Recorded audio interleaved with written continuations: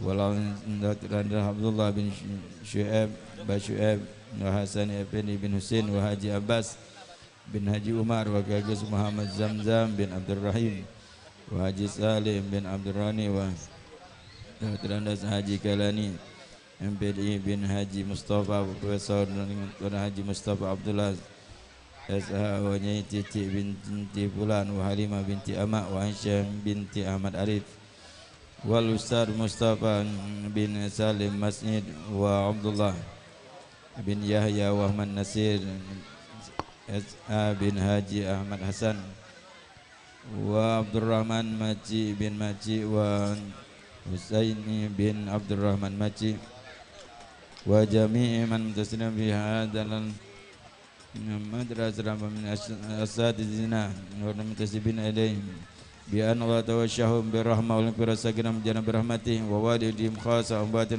muslimin ajmain amma wa ila hadratin nabi sayyidina Muhammadin sallallahu alaihi wasallam al-Fatihah.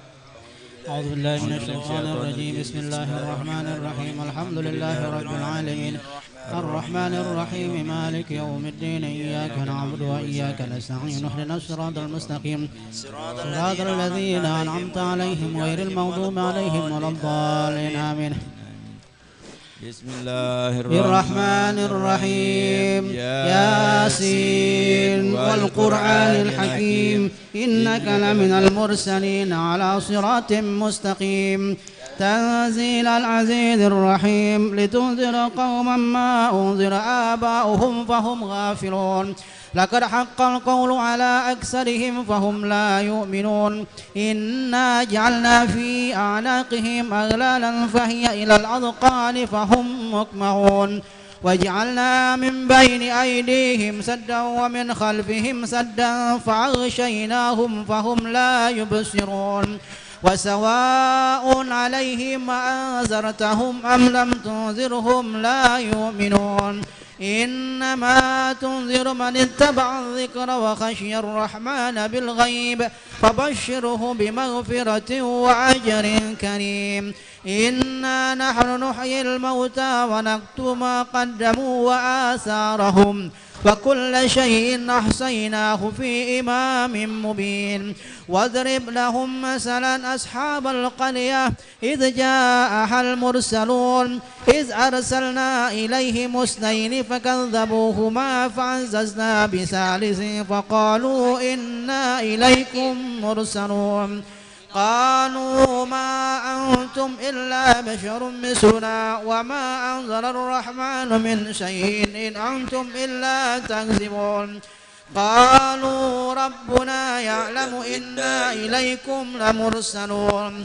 وما علينا إلا البلاغ المبين قالوا إنا تطيرنا بكم لئن لم تنتهوا لنرجمنكم وليمسنكم منا عذاب أليم قالوا طائركم معكم إن ذكرتم بل أنتم قوم مسرفون وجاء من أقصى المدينة رجل يسعى قال يا قوم اتبعوا المرسلين اتبعوا من لا يسألكم أجرا وهم محتدون وما لي لا أعبد الذي فطرني وإليه ترجعون أتخذ من دونه آلهة إن يردني الرحمن بضر لا تغن عني شفاعتهم شيئا ولا ينقذون إني إذا لفي ضلال مبين إني آمنت بربكم فاسمعون قيل ادخل الجنة قال يا ليت قومي يعلمون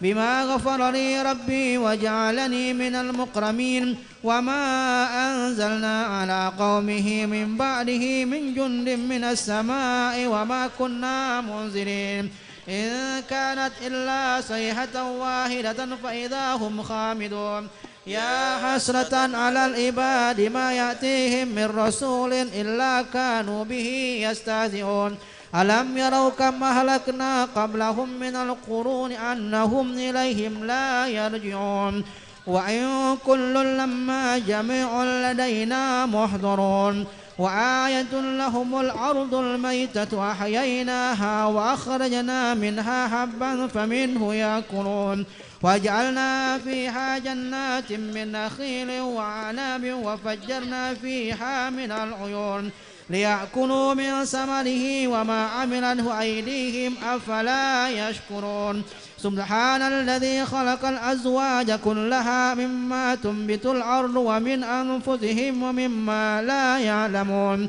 وآية لهم الليل نسلخ منه النهار فإذا هم مظلمون والشمس تجري لمستقر لها ذلك تقدير العزيز العليم والقمر قدرناه منازل حتى عاد كالعرجون القديم لا الشمس ينبغي لها أن تدرك القمر ولا الليل سابق النهار وكل في فلك يسبحون وآية لهم أنا حملنا ذريتهم في الفلك المشحون وخلقنا لهم من مثله ما يركبون وإن نشاء نغرقهم فلا صريخ لهم ولا هم ينقذون إلا رحمة منا ومتاعا إلى حين وإذا قيل لهم اتقوا ما بين أيديكم وما خلفكم لعلكم ترحمون وما تأتيهم من آية من آيات ربهم إلا كانوا عنها معرضين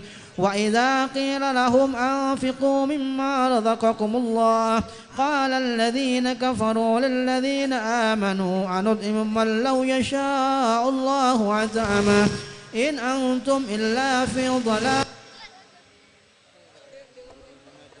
ذا الوعد إن كنتم ما ينظرون إلا صيحة واحدة تأخذهم وهم يخصمون فلا يستطيعون توصية ولا إلى أهلهم يرجعون ونفخ في الصور فإذا هم من الأجداث إلى ربهم ينسلون قالوا يا ويلنا من بعثنا من مرقدنا هذا ما وعد الرحمن وصدق المرسلون إن كانت إلا صيحة واحدة فإذا هم جميع لدينا محضرون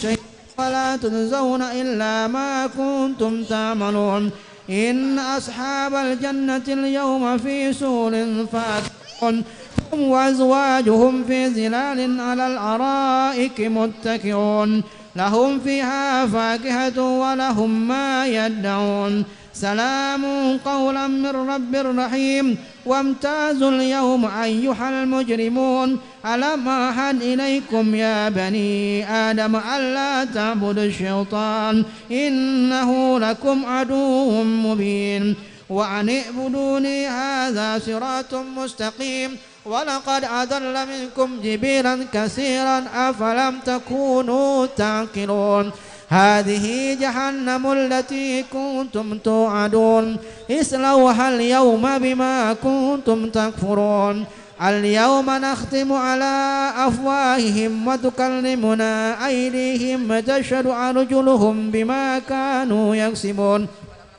ولو نشاء لتمسنا على أعينهم فاستبقوا الصراط فأنى يبصرون ولو نشاء لمسخناهم على مكانتهم فما استطاعوا مضيا ولا يرجعون ومن نعمره ننكس في الخلق أفلا يأكلون وما علمناه الشعر وما ينبغي له إن هو إلا ذكر وقرآن مبين لينذر من كان حيا ويحق القول على الكافرين أولم يروا أنا خلقنا لهم مما عملت أيدينا أنعاما فهم لها مالكون وذللناها لهم فمنها ركوبهم ومنها يأكلون هم فيها منافع ومشارب أفلا يشكرون واتخذوا من دون الله آلهة لعلهم ينصرون لا يستطيعون نصرهم وهم لهم جند محضرون فلا يحزنك قولهم إنا نعلم ما يسرون وما يعلنون أولم يرى الإنسان أنا خلقناه من نطفة فإذا هو خصيم مبين وضرب لنا مثلا ونسي خلقه قال من يحيي العظام وهي رميم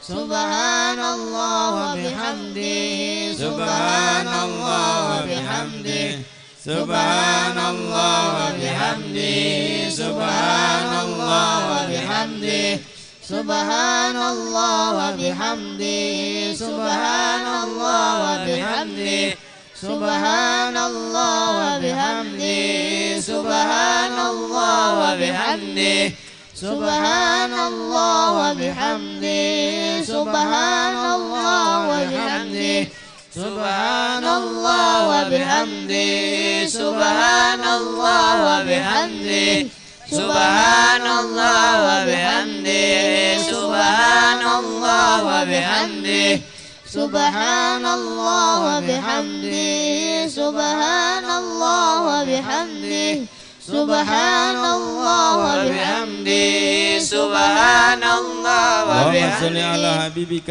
سيدنا محمد وآله وصحبه وسلم اللهم صل على حبيبك سيدنا محمد وعلى آله وصحبه وسلم اللهم صل على حبيبك سيدنا محمد وآله وصحبه وسلم اللهم صل على حبيبك سيدنا محمد وعلى آله وصحبه وسلم اللهم صل على حبيبك سيدنا محمد وآله وصحبه وبارك وسلم اللهم صل على حبيبك سيدنا محمد وعلى آله وصحبه وبارك وسلم الفاتحة وآيات الكرسي الثلاثة من سورة الإخلاص مدين إلى أرواح من استمناه نبي سببهم الذين ذكرنا أتمام ولم نتكن منهم بأن الله إن درجات في الجنة فعنا بركات من سرار من بار ولبنفحات في دين الآخرة والدنا وأمواتنا وأموات المسلمين أجمعين أن الله توشاهم برحمة والمغفرة ساكن مجانا برحمته وإلى حضرة النبي سيدنا محمد صلى الله عليه وسلم الفاتحة. أعوذ بالله من الرجيم بسم الله الرحمن الرحيم الحمد لله رب العالمين الرحمن الرحيم مالك يوم الدين إياك نعبد وإياك نستعين اهدنا الصراط المستقيم صراط الذين أنعمت عليهم غير المغضوب عليهم ولا الضالين آمين. بسم الله الرحمن الرحيم الله لا إله إلا هو الحي القيوم لا تأخذه سنة ولا نوم له ما في السماوات وما في الأرض من ذا الذي يشفع عنده إلا بإذنه يعلم ما بين أيديهم وما خلفهم ولا يحيطون بشيء من علمه إلا بما شاء وسع كرسيه السماوات والأرض ولا يعوده حفظهما وهو العلي العظيم. بسم الله الرحمن الرحيم قل هو الله أحد الله الصمد لم يلد ولم يولد ولم يكن له كفوا أحد. بسم الله الرحمن الرحيم قل هو الله أحد الله الصمد لم يلد ولم يولد ولم يكن له كفوا أحد. بسم الله الرحمن الرحيم قل هو الله أحد الله الصمد لم يلد ولم يولد ولم يكن له كفوا أحد. بسم الله الرحمن الرحيم قل أعوذ برب الفلق من شر ما خلق ومن شر غاسق إذا وقب ومن شر النفاثات في العقد ومن شر حاسد إذا حسد. بسم الله الرحمن الرحيم قل أعوذ برب الناس مالك الناس إله الناس من شر الوسواس الخناس الذي يوسوس في صدور الناس من الجنة والناس. نستغفر الله العظيم نستغفر الله العظيم أعوذ بالله من الشيطان الرجيم. بسم الله الرحمن الرحيم. الحمد لله رب العالمين حمدا يوافي نعمه ويكافئ مزيدا. آمين. يا ربنا لك الحمد كما ينبغي لجلال وجهك الكريم وعظيم سلطانك. سبحانك لا نحصي ثناء عليك أنت كما أثنيت على نفسك فلك الحمد حتى ترضى لك الحمد إذا رضيت ولك الحمد بعد الرضا. اللهم صل وسلم على سيدنا محمد في الأولين وصل وسلم على سيدنا محمد في الآخرين وصل وسلم على سيدنا محمد في النبيين وصل وسلم على سيدنا محمد في المرسلين وصل وسلم على سيدنا محمد في كل وقت وحين وصل وسلم على سيدنا محمد في الملأ الأعلى إلى يوم الدين وصل وسلم على سيدنا محمد حتى تفيض الأرض ومن عليها وأنت خير الوارثين. آمين. اللهم اجعل وأوصل وتقبل ثواب ما قرأناه من القرآن العظيم وما هللنا من لا إله إلا الله وسبحنا سبحان الله بحمده وما صلينا على سيدنا محمد صلى الله عليه وسلم في هذا المجلس المبارك هدية منا واصلة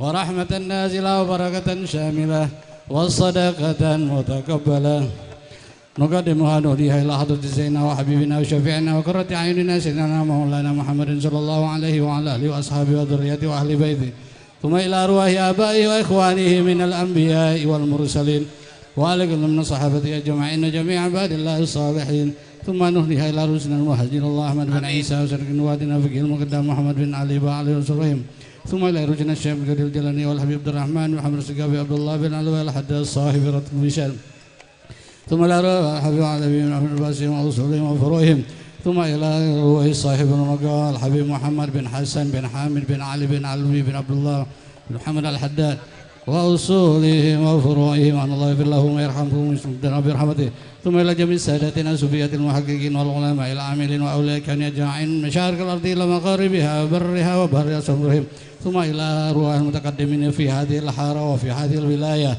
بأن الله يغفر لهم ويرحمهم ويسلمنا برحمته، ثم إلى جميع ساداتنا البعلوي أجمعين، ونخصوص إلى أرواح لمن اجتمعنا هنا بسببهم، أن الله يغفر لهم ويرحمهم ويسكن الجنة برحمته، والدينا والديهم خاصة جميع أمتنا وأمة المسلمين عامة، أوصل اللهم ثواب ذلك منا إليهم، اللهم اجعله نورا يسعى ويتلألأ بين أيديهم، اللهم اجعل بكاء له من النار ونجاة له من النار وعتقا له من النار وسترا له من النار وبراءة لهم من العذاب، اللهم اغفر لهم وارحمهم وعافهم واعف عنهم، اللهم اغفر لهم وارحمهم وعافنا واعف عنهم وجمعنا وإياهم في دار كرامتك ومستقر رحمتك ومحل أوليائك مع الذين أنعمت عليهم من النبيين والصديقين والشهداء والصالحين وحسن أولئك رفيقا، ذلك الفضل من الله وكفى بالله عليما. ربنا اغفر لنا ولإخواننا الذين سبقونا بالإيمان ولا تجعل في قلوبنا غلا للذين آمنوا ربنا إنك رؤوف رحيم. ربنا آتنا في الدنيا حسنة وفي الآخرة حسنة وقنا عذاب النار وأدخلنا الجنة مع الأبرار يا عزيز يا غفار يا رب العالمين. وصلى الله على سيدنا محمد النبي الأمي وعلى آله وصحبه وسلم والحمد لله رب العالمين. الفاتحة. أعوذ بالله من الشيطان الرجيم. بسم الله الرحمن الرحيم. الحمد لله رب العالمين. إياك نعبد وإياك نستعين. آمين. بسم الله الرحمن الرحيم. اللهم صل على محمد ربنا تقبل منا إنك السميع العليم وتب علينا إنك التواب الرحيم. اللهم سبحان الله وبحمده يا سلام والحمد لله.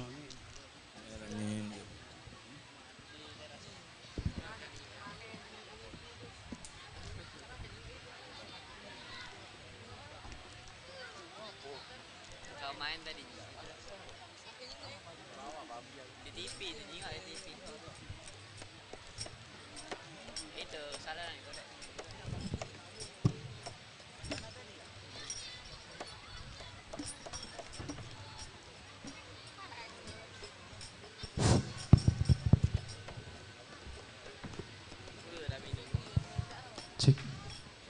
اللهم صل وسلم على سيدنا محمد وعلى آل سيدنا محمد.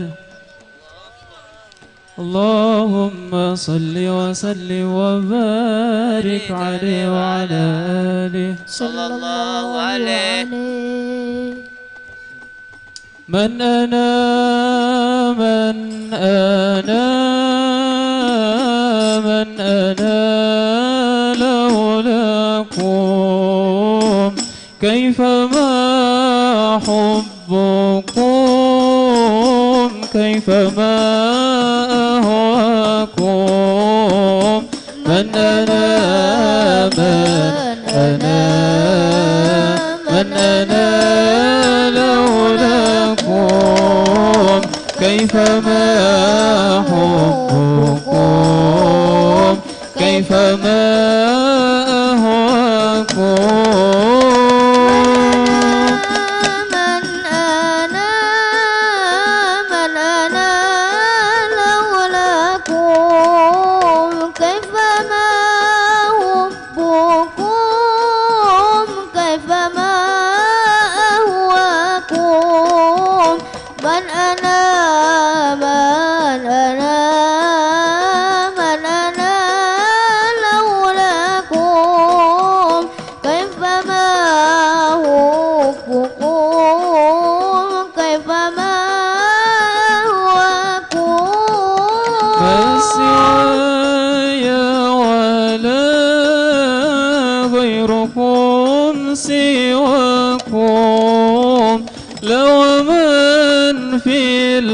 أحب علي ونقوم أنتم مرادي وأنتم قصدي ليس أحد في المحبة سواكم عندي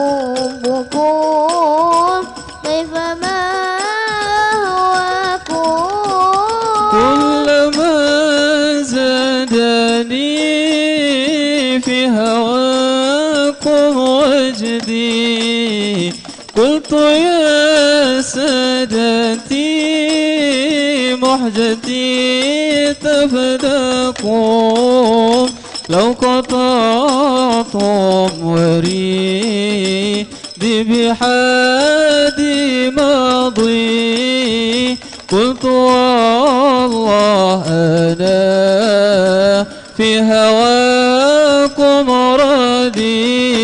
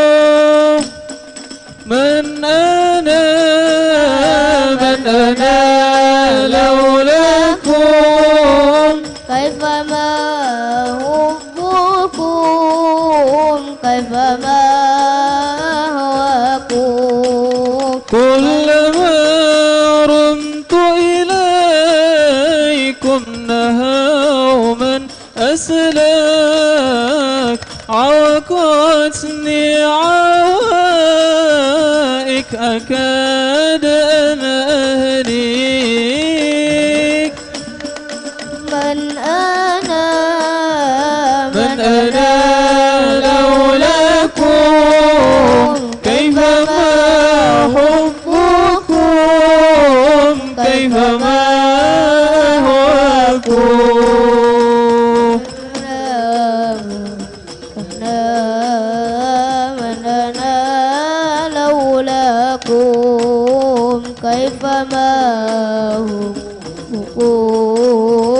كيفما هواكم لكم بشرى الإجابة والقبول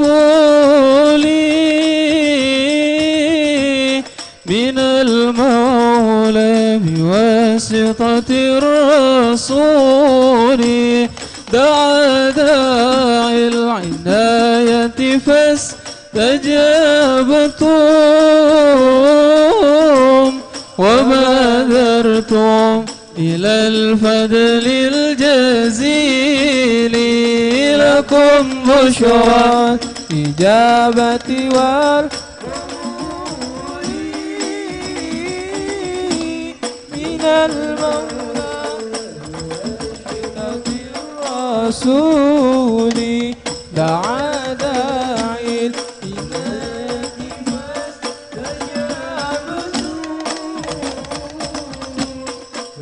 وبادرتم إلى الفضل الجزيل وصلتم فاجتمعتم اتصلتم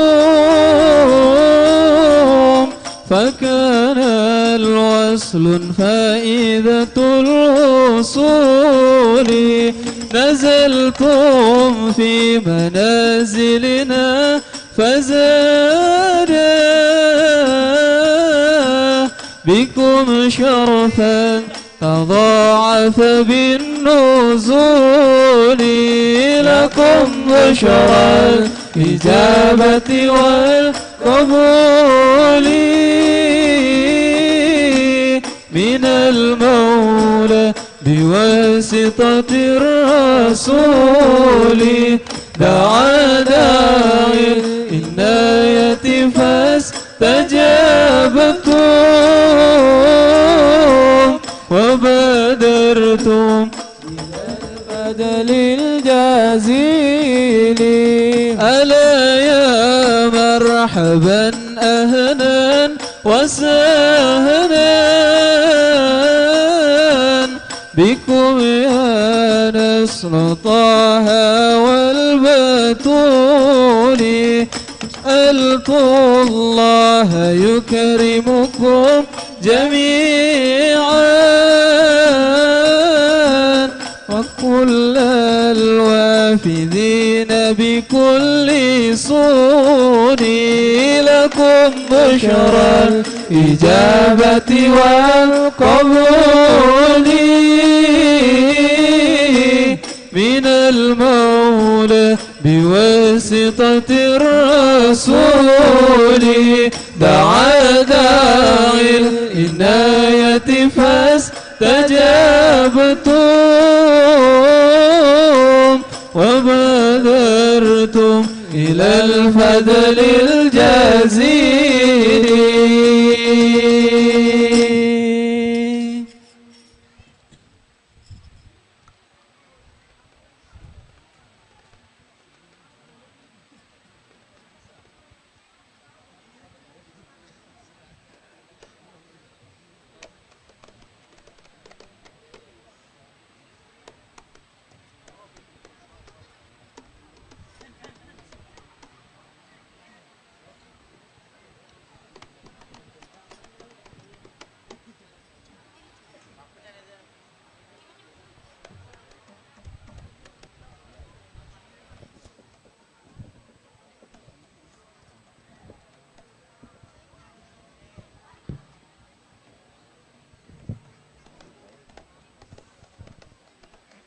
Al-Fatihah bil qabul wal iqbal wassalahi kulli hal wa anna Allah yaghfiru dhunub wa yuslihul qulub wa yakshiful kurub wa yastirul uyub wa yubalik lana wa lakum fi kulli halin wa fil ahli wal mal wal ayal wa yaghfir lana wa lakum wal walidina wa walidikum wa jami'il muslimin wal muslimat wal mu'minin wal mu'minat wa anna Allah yatawallana bi wilayatihi wa yahfazna min syarri bariyatihi wa yaghfir lana taqsirana fi haqqi wa fi haqqi nabiyhi wa fi haqqi azwajina wa fi haqqi walidina wa fi huquqi jami'il muslimin wa yubarik lana fi awqatina wa sa'atina wa yankulna wa iyyakum min dhullil ma'siyah ila izzit ta'ah wa min hadidin nuqsan ila aujil ma'ali wa min kulli halatin daniyah ila kulli halatin mardiyah wa yashfi amradana wa yusahi a'radana wa yutilu a'marana ma'a lutfihi wa afiyati wa yuhsinu sabiqatana wa yusinu khatimatana wa ala kulli ma nawahu habibana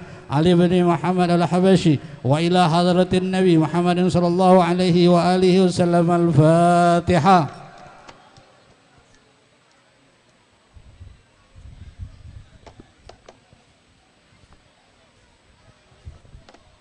Bismillahirrahmanirrahim. Ya Rabbi salli ala Muhammad asra fi badrin fil kauni ashraq. Ya Rabbi salli ala Muhammad, ya Rabbi salli alaihi wa sallim. Ya Rabbi salli ala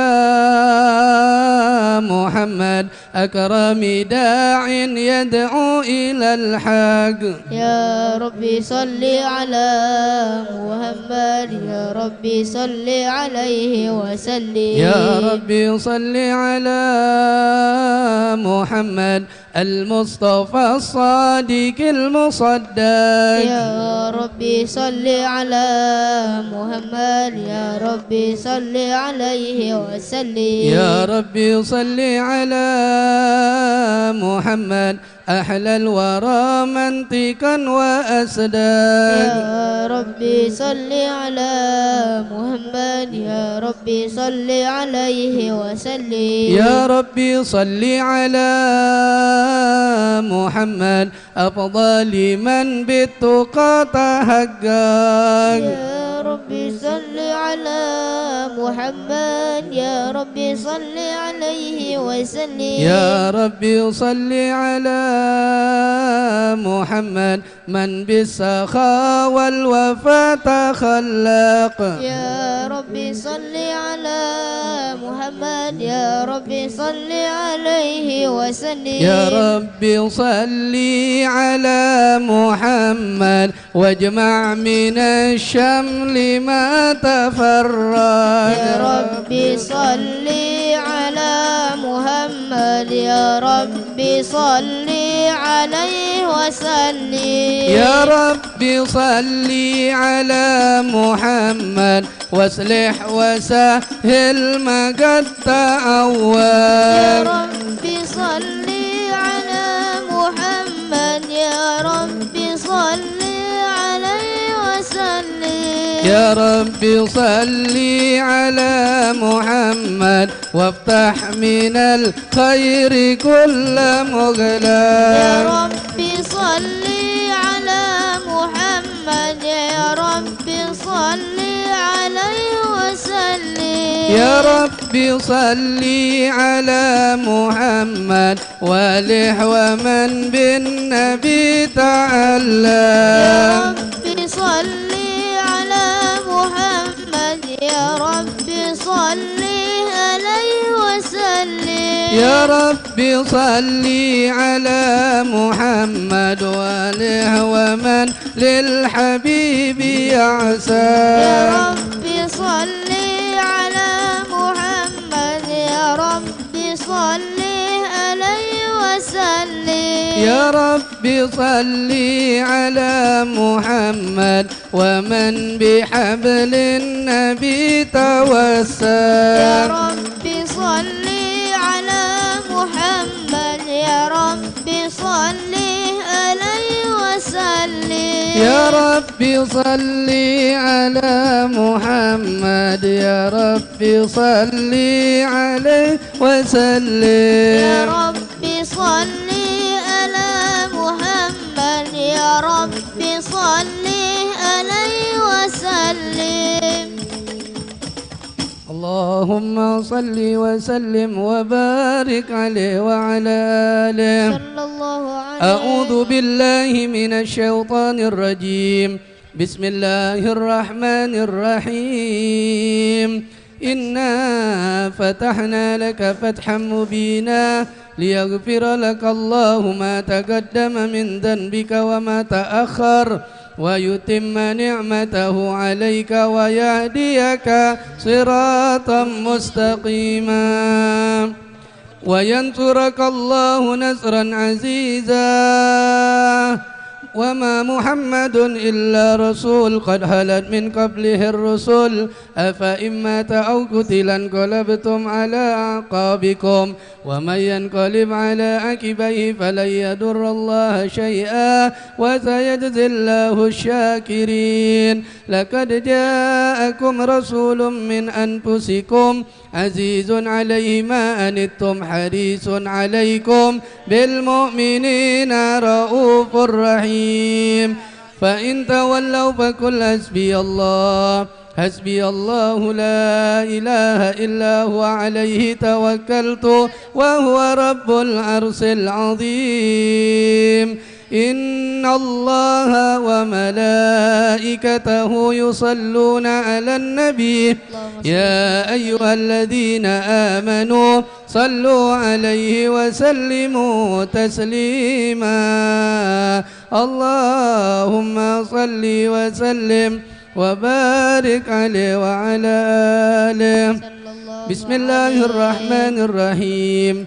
الحمد لله القوي سلطانه الواضح برهانه المبسوط في الوجود كرمه وإحسانه تعالى مجده وعظم شانه خلق الخلق لحكمة وطوى عليها علمه وبسط لهم من فائد المنة ما جرت به في أقداره القسمة فأرسل إليهم أشرف خلقه وأجل عبيده رحمة تعلقت إرادته الأزلية بخلق هذا العبد المهبوب فانتصرت آثار صرفه في عوالم الشهادة والغيوب صلى الله عليه. فما أجل هذا المن الذي تكرم به المنان وما أعظم هذا الفضل الذي برز من حضرة الإحسان صورة كاملة ظهرت في هيكل محمود فتعثرت بوجودها أكناف الوجود وطرزت برد العوالم بطراز التكريم اللهم صل وسلم أشرف الصلاة والتسليم على سيدنا ونبينا محمد الرؤوف الرحيم اللهم صل وسلم وبارك عليه وعلى آله اللهم صل وسلم وبارك عليه وعلى آله صلى الله عليه. تجلى الحق بعدم القدس الواسع تجلى انقضى بانتشار في صدر البيب والشاسع فله الحمد الذي لا تنحصر أبطل بتعداد ولا يمل تقرب بكثرة ترداد حيث أبرز من عام الإمكان صورة هذا الإنسان ليتشرف في الثقلان وتندس أسراره في الأكوان فما من سر اتصل به المنيب إلا من ثواب الفضل الله على هذا الحبيب يا لقلب سرور توالى بحبيب أما الأنام نوالا يا لقلبي سروره قد توالى بحبيب أما الأنام نوالا جل من شرف الوجود بنور غمر الكون بهجة وجمالا يا لقلب سرور قد توالى بحبيب عما الأنام نوالا قد ترقى في الحسن أعلى مقامين وتناهى في مجده وتعالى يا لقلب سروره قد توالى بحبيب أما الأنام نوالا لهضته العيون فيما اجتلته بشرا كاملا يزيه الضلال يا لقلبي سروره قد توالى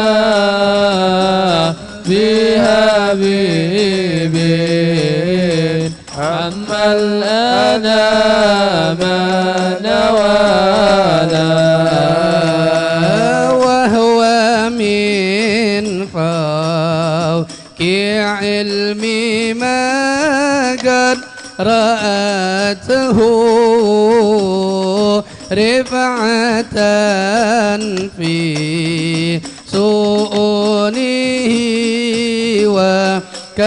وكمالا يا لقلبي سروره قد توالى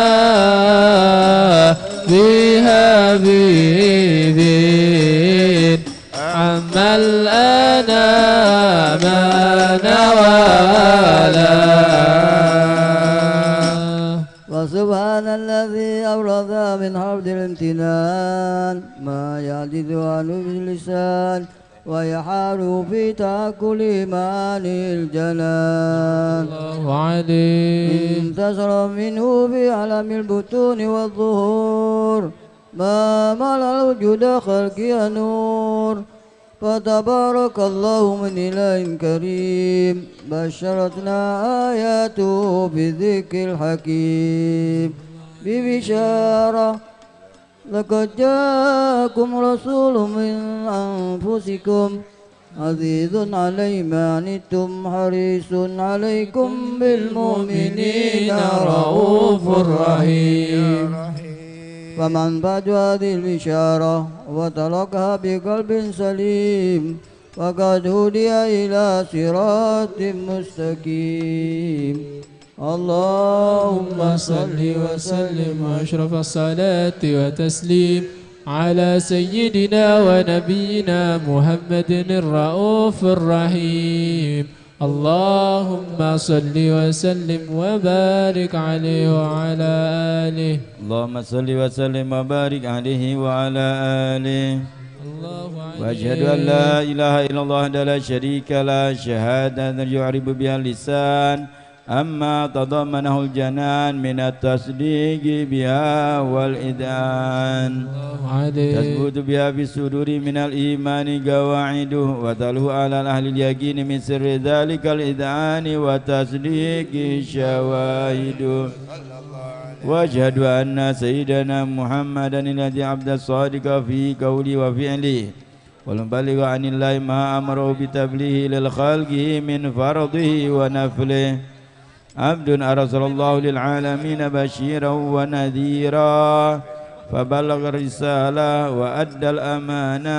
وعد الله به من الأمة بشرا كثيرا فكان في ظلمة الجهل مستبصرين سراجا وقمرا منيرا فما أعظم من منة تكرم الله بها على البشر وما أوسعها من نعمة انتصر في سرها في البحر والبر اللهم صل وسلم بأجل الصلوات أجمعها وأزكى التحيات وأوسعها على هذا العبد الذي وفى بحق العبودية وبرز فيها في خلعة الكمال وقام بحق الربوبية في مواطن الخدمة لله وأقبل عليه غاية الإقبال صلى الله عليه صلاة يترسل بالله روح المصلي عليه به فينبسط في قلبه نور السر تعلق به وحبه ويكتب بها بعناية الله في حزبه وعلى آله وصحبه الذين ارتقوا صهوة المجد بقدبه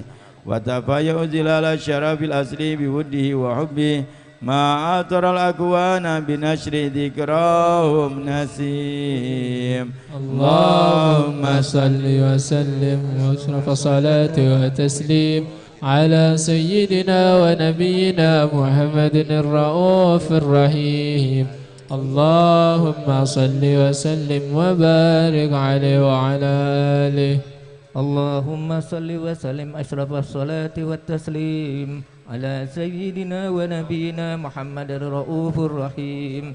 اللهم صل وسلم وبارك عليه. أما بعد، فلما تعلقت إرادة الله في العلم القديم بظهور أسرار التخصيص للبشر الكريم بالتأدين والتكريم، نفذت القدرة الباهرة بالنعمة الواسعة والمنة الغامرة، فانفلقت بيضة التصوير في العالم المطلق الكبير عن جمال مشهود بالعين، هاو لوصف الكمال المطلق والحسن التام والزين، فتنقل ذلك الجمال الميمون بالأصلاب الكريمة والبطون، فما من صلب ضم إلا وتمت عليه من الله النعمة، فهو القمر التام الذي يتنقل في بروجه ليتشرف به موطن استقراره وموضع خروجه.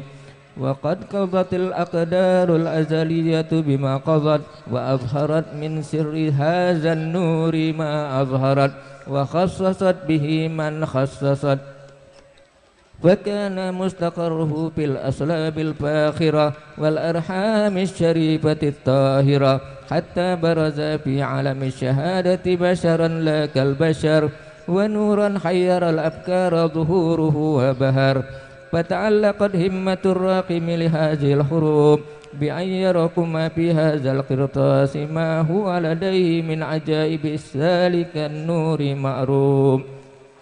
وإن كانت الأسن لا تفي بعشر معشار أوصاف ذلك الموصوف تشويقا للسامعين من خواص المؤمنين، وترويحا للمتعلقين بهذا النور المبين، وإلا فأنا تعرب الأقلام عن شؤون خير الأنام، ولكن هزني إلى تدوين ما حفظته من سير أشرف المخلوقين، وما أكرمه الله به في مولده من الفضل الذي عم العالمين، وبقيت رايته في الكون منشورة على مر الأيام والشهور والسنين.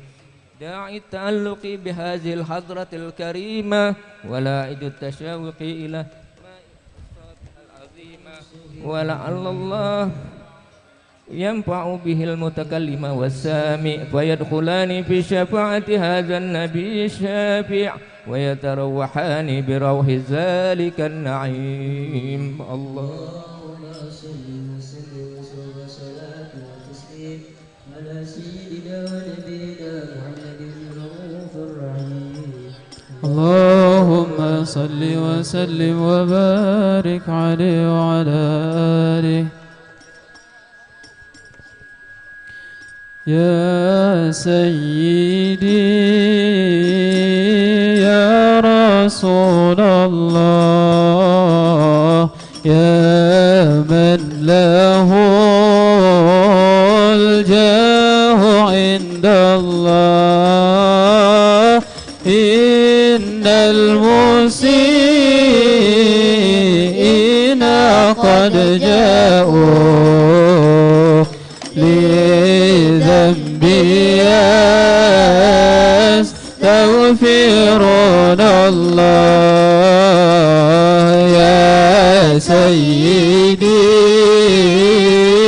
يا رسول الله، يا من له الجاه عند الله، إن المسيئين قد جاءوا لذنبي يستغفرون الله. يا سيد الرسل هدينا، هيا بغاره إلينا الآن، يا همة الأقطار مدينة صدقي وسري يا سيدي يا رسول الله يا من له الزار إن الله إن المحسنين قد جاءوا غليظ البيان يستغفرون الله نادي المهاجر صافي الله ذاك ابن عيسى أبا السادة ثم المقدم ولي الله غوث الورى لقدوة القدر يا سيدي يا رسول الله يا من له جاه عند الله إن المحسنين قد جاءوا لذنبي يستغفرون الله نادي المهاجر الصافي الله ذاك ابن عيسى أبا السادة ثم المقدم ولي الله غوث الورى قدوة القدر يا سيدي يا رسول الله يا من له جاه عند الله إن المحسنين قد جاءوا لذنبي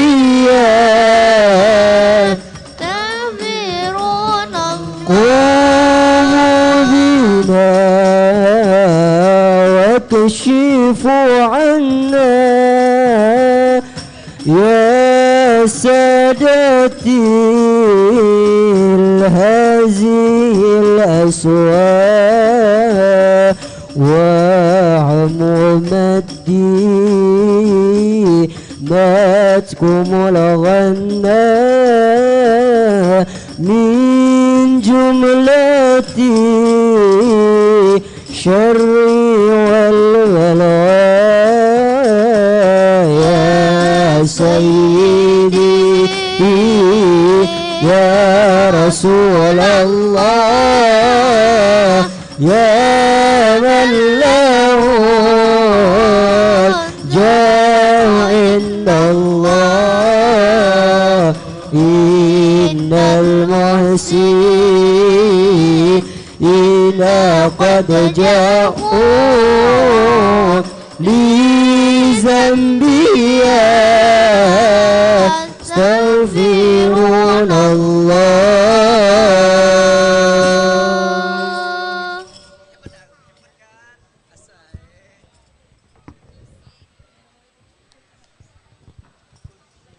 اللهم صل وسلم أشرف الصلاة والتسليم على سيدنا ونبينا محمد الرؤوف الرحيم اللهم صل وسلم وبارك عليه وعلى آله صلى الله وقد عليه آن للقلم أن يخط ما حركته فيه الأنامل مما استفاده الفهم من صفات هذا العبد المحبوب الكامل وشمائله التي هي أحسن شمائل. وهنا حسن أن نثبت ما بلغ إلينا في شأن هذا الحبيب من أخبار وآثار ليتشرف بكتابته القلم والقرطاس وتتنزه في هدائكه الأسماء والأبصار. وقد بلغنا في الأحاديث المشهورة أن أول شيء خلقه الله هو النور المودع في هذه السورة. فنور هذا الحبيب أول مخلوق برز في العالم ومنه تفرع الوجود خلقا بعد خلق فيما حدث وما تقدم. وقد أخرج عبد الرزاق بسنده عن جابر بن عبد الله الأنصاري رضي الله عنهما قال: قلت يا رسول الله بأبي وأمي أخبرني عن أول شيء خلقه الله قبل الأشياء. قال: يا جابر إن الله خلق قبل الأشياء نور نبيك محمد صلى الله عليه وسلم من نوره. وقد ورد من حديث أبي هريرة رضي الله عنه أنه قال: قال رسول الله صلى الله عليه وسلم: كنت أول النبيين في الخلق وآخرهم في البعث. وقد تعددت الروايات بأنه أول خلق وجودا وأشرفهم مولودا. ولما كانت السعادة الأبدية لها ملاحظة خفية اختصت من شاءت من البرية بكمال الخصوصية صلى الله عليه. واستودعت هذا النور المبين أسلاب وبطون من شرفته من العالمين. فتنقل هذا النور من صلب آدم ونوح وإبراهيم حتى أوصلته يد العلم القديم إلى من خصصته بتكريم أبيه الكريم عبد الله بن عبد المطلب ذي القدر العظيم صلى الله عليه، وأمه التي هي في المخاوف آمنة السيدة الكريمة آمنة. فتلقاه صلب عبد الله فألقاه إلى بطنها فضمته أحشاؤها بمعونة الله محافظة على حق هذه الدرة وصونها صلى الله عليه. فحملته برعاية الله كما ورد عنها حملا خفيفا لا تجد له ثقلا ولا تشكو منه ألما ولا عللا، حتى مر الشهر بعد الشهر من حمله وقرب وقت بروزه إلى عالم الشهادة لتنبسط على أهل هذا العالم فيوضات فضله وتنتشر فيه آثار مجده الصميم. اللهم صل وسلم أشرف الصلاة والتسليم على سيدنا ونبينا محمد الرؤوف الرحيم. اللهم صل وسلم وبارك عليه وعلى آله. اللهم صل وسلم وبارك عليه وعلى آله وصحبه. ومنذ علقت به هذه الدرة المكنونة والجوهرة المصونة والكون كله يصبح ويمسي في سرور وابتهاج بقرب ظهور إشراق هذا السراج، والعيون متشوفة إلى بروزه متشوقة إلى التقاط جواهر كنوزه. وكل دابة لقريش نطقت بفصيح العبارة معلنة بكمال البشارة، وما من حامل حملت في ذلك العام إلا أتت في حملها بغلام من بركات وسعادة هذا الإمام صلى الله عليه. ولم تزل الأرض والسماوات متضمخة بعطر الفرح بملاقاة أشرف البريات وبروزه من عالم الخفاء إلى عالم الظهور بعد تنقله في البطون والظهور صلى الله عليه. أظهر الله بالوجود بهجة التكريم وبسط في العالم الكبير مائدة التشريف والتعظيم ببروز هذا البشر الكريم. اللهم صل وسلم أشرف الصلاة والتسليم على سيدنا ونبينا محمد الرؤوف الرحيم. اللهم صل وسلم وبارك عليه وعلى آله. اللهم صل وسلم وبارك عليه وعلى صلى الله عليه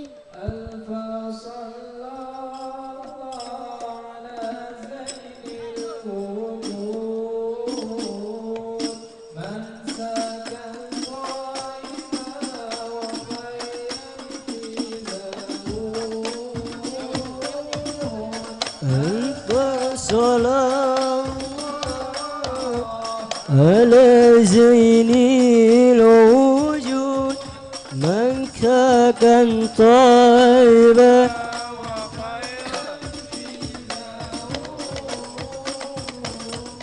ألف صلى الله على زين الوجود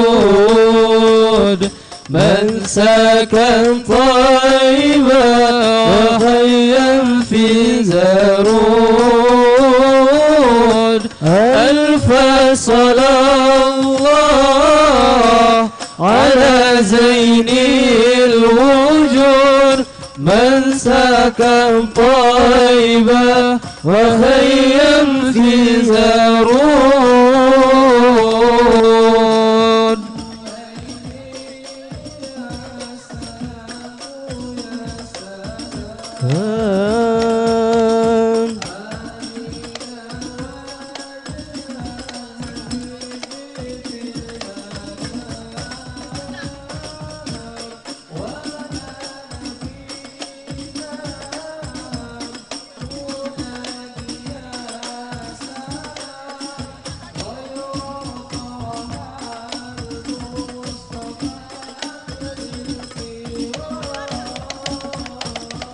ألف صلى الله على زين الوجود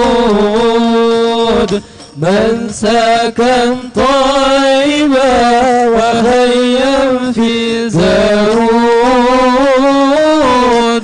ألف صلى الله على زين الوجود من سكن طيبا وخيم في زرود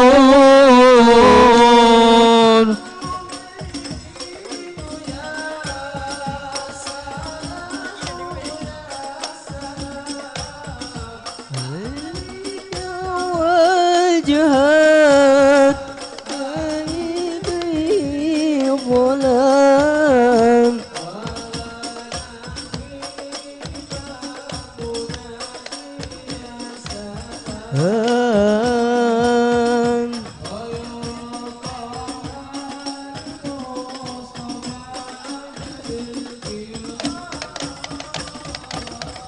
ألف صلى الله على زين الوجود من سكن طيبا وخيم في زرود ألف صلى الله على زين الوجود من سكن طيبا وخيم في زرود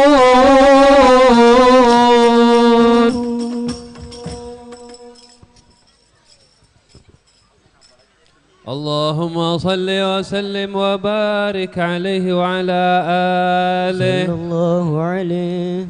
فحين قرب أوان ودع هذا الحبيب أعلنت السماوات والأرضون ومن فيهن بالترحيب، وأمطار الجود الإلهي على أهل الوجود تثج، وألسنة الملائكة بالتبشير للعالمين تعج. سبحان الله والحمد لله ولا إله إلا الله والله أكبر. سبحان الله والحمد لله ولا إله إلا الله والله أكبر. سبحان الله والحمد لله ولا إله إلا الله والله أكبر. والقدرة كشفت كناء هذا المستور ليبرز نوره كاملا في عالم الزهور، نورا فاق كل نور صلى الله عليه. وأنفذ الحق حكما على من أتم الله عليه النعمة من خواص الأمة أن يحضر عند وجهه أمة تأنيسا لجنابها المسعود ومشاركة لها في هذا السمات الممدود صلى الله عليه. فحضرت بتوفيق الله السيدة مريم وسيدة آسيا ومعهما من الحور العين من قسم الله له من الشرف بالقسمة الوافية صلى الله عليه. فأتى الوقت الذي رتب الله على حضوره وجود هذا المولود فانفلق صهب الكمال من النور عن عمود وبرز حامل المحمود مذعنا لله بالتعظيم والسجود. صلى الله على محمد صلى الله عليه وسلم. صلى الله على محمد ربي صلي وسلم. أشرق الكون ابتهاجا بوجود المصطفى أحمد ولأهل الكون أنس وسرور قد تجدى. يا نبي سلام عليك يا رسول سلام عليك يا حبيب سلام عليك صلوات الله عليك. فاقربوا يا أهل المساني فهزار اليمن غرد واستديئوا بجمال فاق في الحسن تفرد. نبي سلام عليك يا رسول سلام عليك يا حبيب سلام عليك صلوات الله عليك. ولنا البشرى بسعد مستمر ليس ينفد حيث أوتينا عطاء جمع الفقر المؤبد. يا نبي سلام عليك يا رسول سلام عليك يا حبيب سلام عليك صلوات الله عليك. فلربي كل حمد جل يسوره والعاد اذهب نبي وجودي الله الله مصطفى الهادي محمد.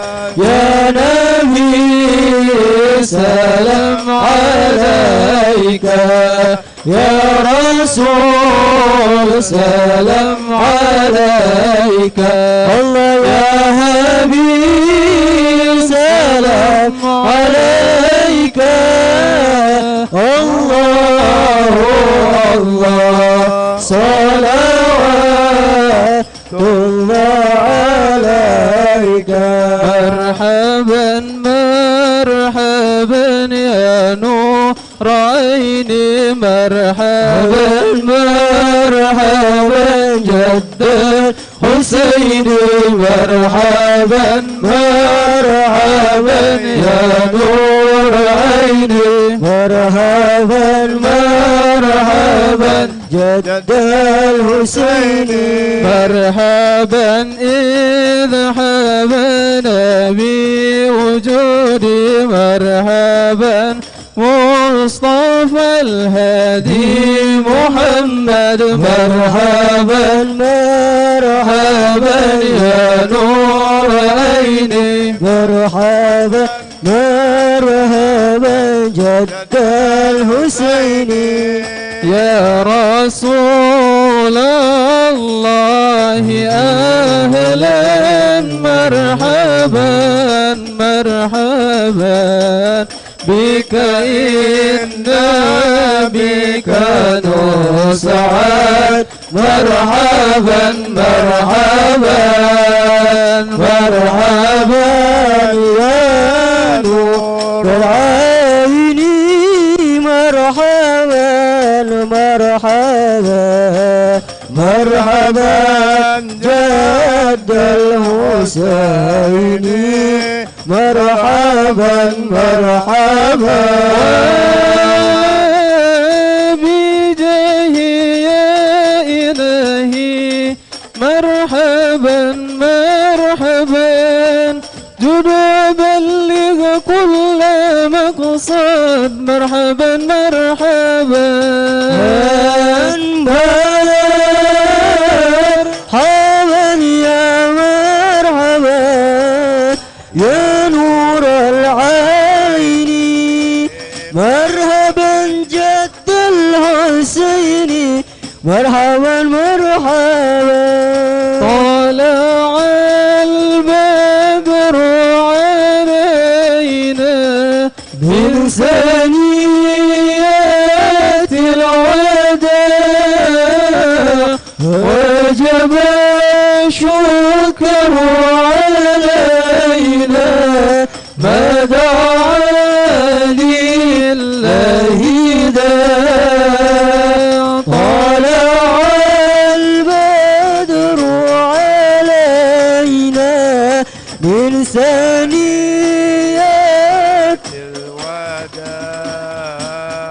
وجب الشكر علينا ودعا لله داع واهدنا نهج السبيل يا الله كي به نصعد ونرشد يا الله ربي فاغفر لي ذنوبي يا الله ببركة الهادي محمد يا الله ربي بلغنا بجاهي يا الله في جواري خير مقعد يا الله ربي فاغفر لي ذنوبي يا الله ببركة الهادي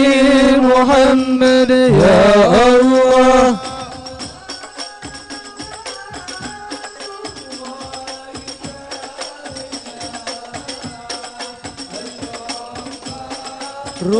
رسلي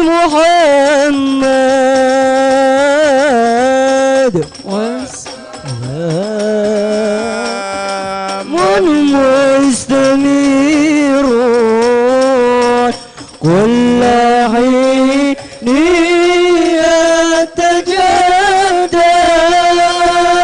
صلى الله على محمد مرحبا صلى الله عليه وسلم مرحبا صلى الله على محمد مرحبا يا رب صل عليه وسلم مرحبا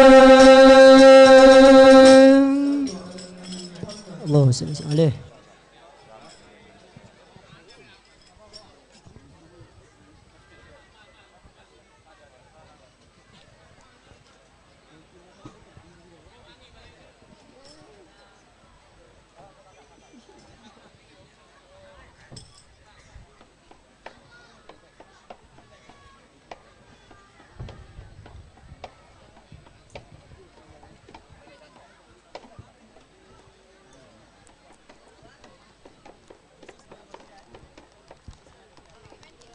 Assalamualaikum warahmatullahi wabarakatuh.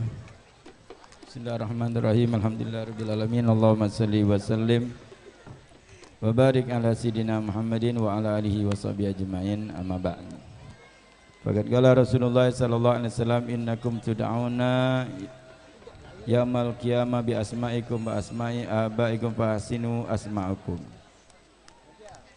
Hadirin yang dimuliakan Allah Subhanahu wa taala, Rasulullah sallallahu alaihi wasallam bersabda dalam satu hadisnya, sesungguhnya kalian akan dipanggil di hari kiamat dengan nama kalian dan nama orang tua kalian, maka perbagusilah nama kalian. Di hadapan kita ada dua bayi yang telah disepakati oleh kedua orang tuanya.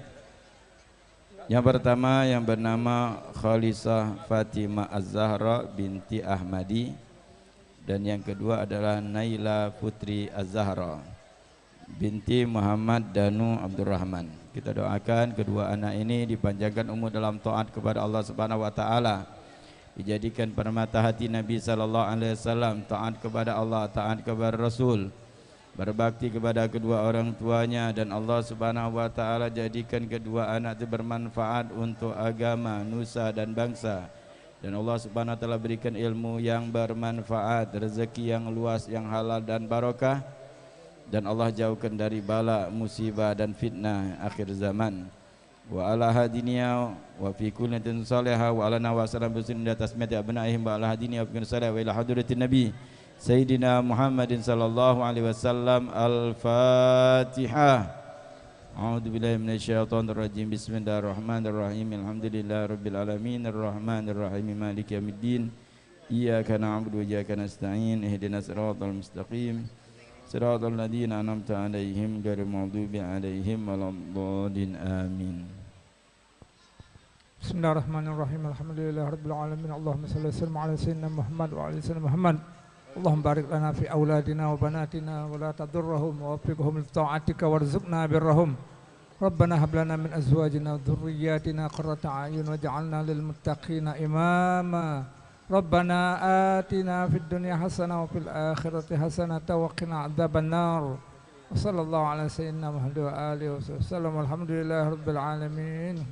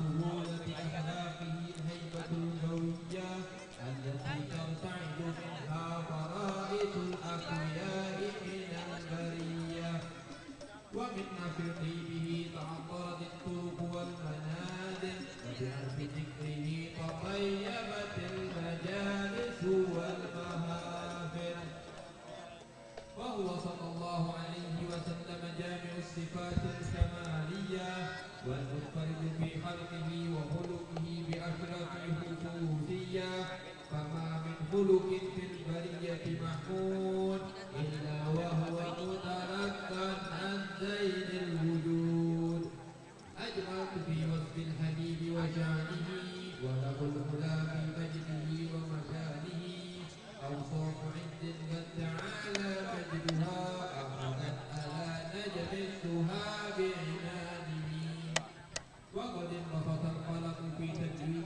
ما أفاده العلم في وقاء مولد النبي الكريم وحكاية ما أكرمه الله بها به هذا العبد المبرر من التكريم والتعظيم والخلق العظيم فحسن مني أن أمسك عدة الأكلام في هذا المقام وأقرأ السلام على سيد الأنام السلام عليك أيها النبي ورحمة الله وبركاته السلام عليك أيها النبي ورحمة الله وبركاته السلام عليك أيها النبي ورحمة الله وبركاته وبذلك يحصل الختم كما يحصل التكريم فعليه أفضل الصلاة والتسليم الله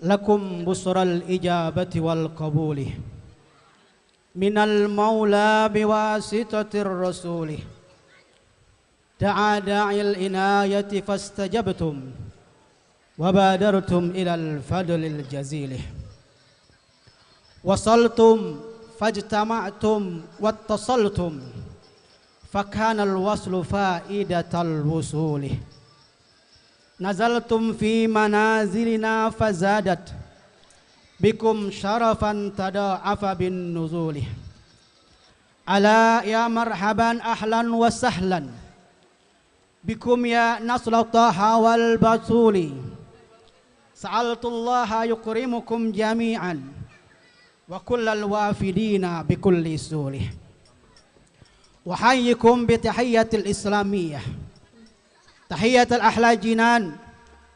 Assalamualaikum warahmatullahi wabarakatuh.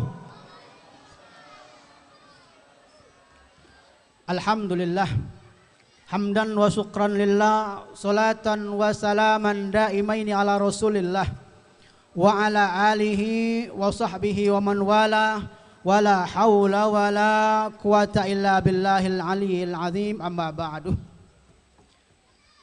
Yang kami muliakan dan kami hormatin para habaib, para orang tua kami, para sesepuh masyarakat yang sempat hadir di acara pada hari ini. Alhamdulillah sempat hadir di hadapan kita, yaitu Abuya Al-Habib Hamid bin Umar Al-Habsyi. Sempat hadir di hadapan kita Abuya Al-Habib Muhsin bin Abdullah Al-Habsyi. Sempat hadir di hadapan kita Al-Habib Ali bin Abdullah Al-bin Hamid. Begitu juga sempat hadir di hadapan kita Al-Habib Abdullah bin Abdul Muttalib As-Segaf. Sempat hadir di hadapan kita Al-Habib Ja'far bin Ahmad As-Segaf. Sempat hadir di hadapan kita Al-Habib Alwi bin Abu Bakar bin Syahab.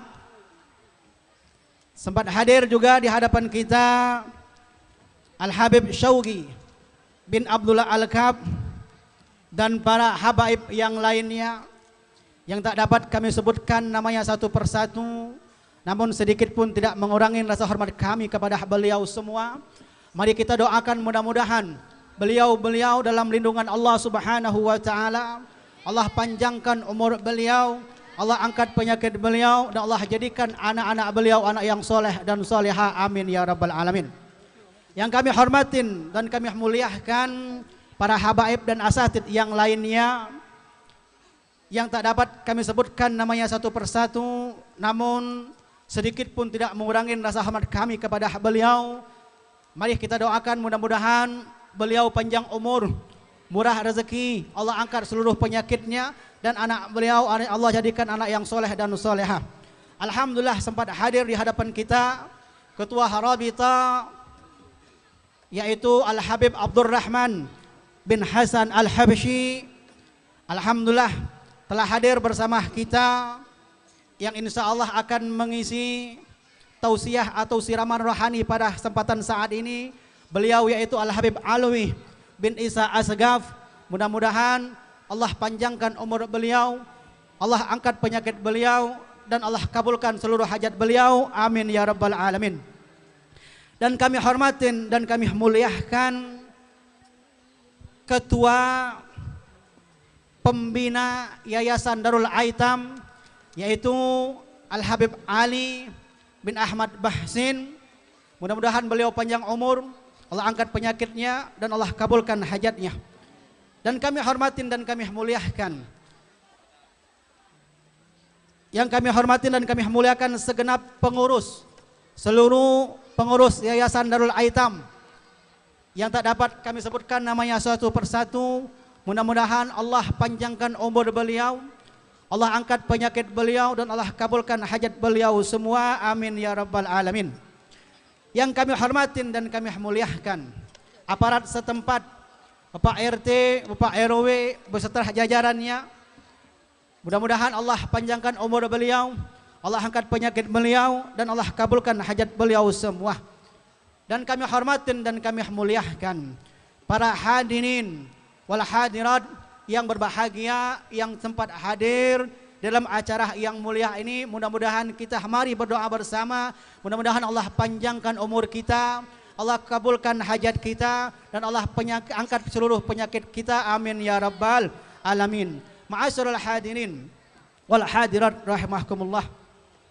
Berdirinya kami di sini untuk membacakan susunan acara kita pada hari ini. Mempersingkat waktu, langsung saja kami bacakan susunan acara. Yang pertama yaitu pembukaan. Alhamdulillah acara ini telah dibuka oleh Al-Habib Abdurrahman bin Hasan Al-Habsyi. Yang berikutnya, acara yang berikutnya yaitu pembacaan Al-Fatihah untuk almarhum dan almarhumah pengurus Yayasan Darul Aitam yang telah meninggal dunia, dan pembacaan surah Yasin dan tahlil. Doa tersebut juga dipandu oleh Al-Habib Abdurrahman bin Hasan Al-Habsyi. Alhamdulillah Yasin dan tahlil telah kita baca bersama dan telah kita dengar sesama. Mudah-mudahan almarhum almarhumah Allah ampunin dosa mereka, Allah angkat derajat mereka, dan Allah kumpulkan mereka bersama baginda Nabi kita Muhammad sallallahu alaihi wasallam. Amin ya rabbal alamin. Acara yang kedua yaitu pembacaan Maulid Simtud Durar, yang mana alhamdulillah kita telah baca dan telah kita dengar bersama. Mudah-mudahan berkat bacaan Maulidun Nabi Muhammad sallallahu alaihi wasallam bisa menambah kecintaan kita kepada Nabi Muhammad sallallahu alaihi wasallam dan menambah keberkahan hidup kita, dan juga mudah-mudahan kita mendapatkan pandangan khusus dari Nabi kita Muhammad sallallahu alaihi wasallam. Amin ya rabbal alamin. Memasukin acara yang ketiga yaitu kata sambutan dari Ketua Dewan Pembina Yayasan Darul Aitam. Dalam kesempatan ini kami pintakan kepada Al-Habib Sayyid Ali bin Ahmad Bahsin SAG. Tempat dan waktu kami persilakan.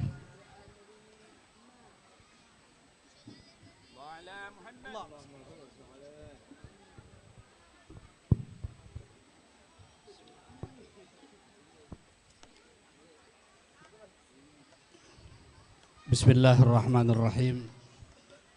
Assalamualaikum warahmatullahi ta'ala wabarakatuh. Alhamdulillah alladzi hadana lihadza wa ma kunna linahtadiya laula an hadanallah. Ashhadu an la ilaha illallah wahdahu la syarika lah. Wa ashhadu anna sayyidana wa nabiyyana Muhammadan abduhu wa rasuluh.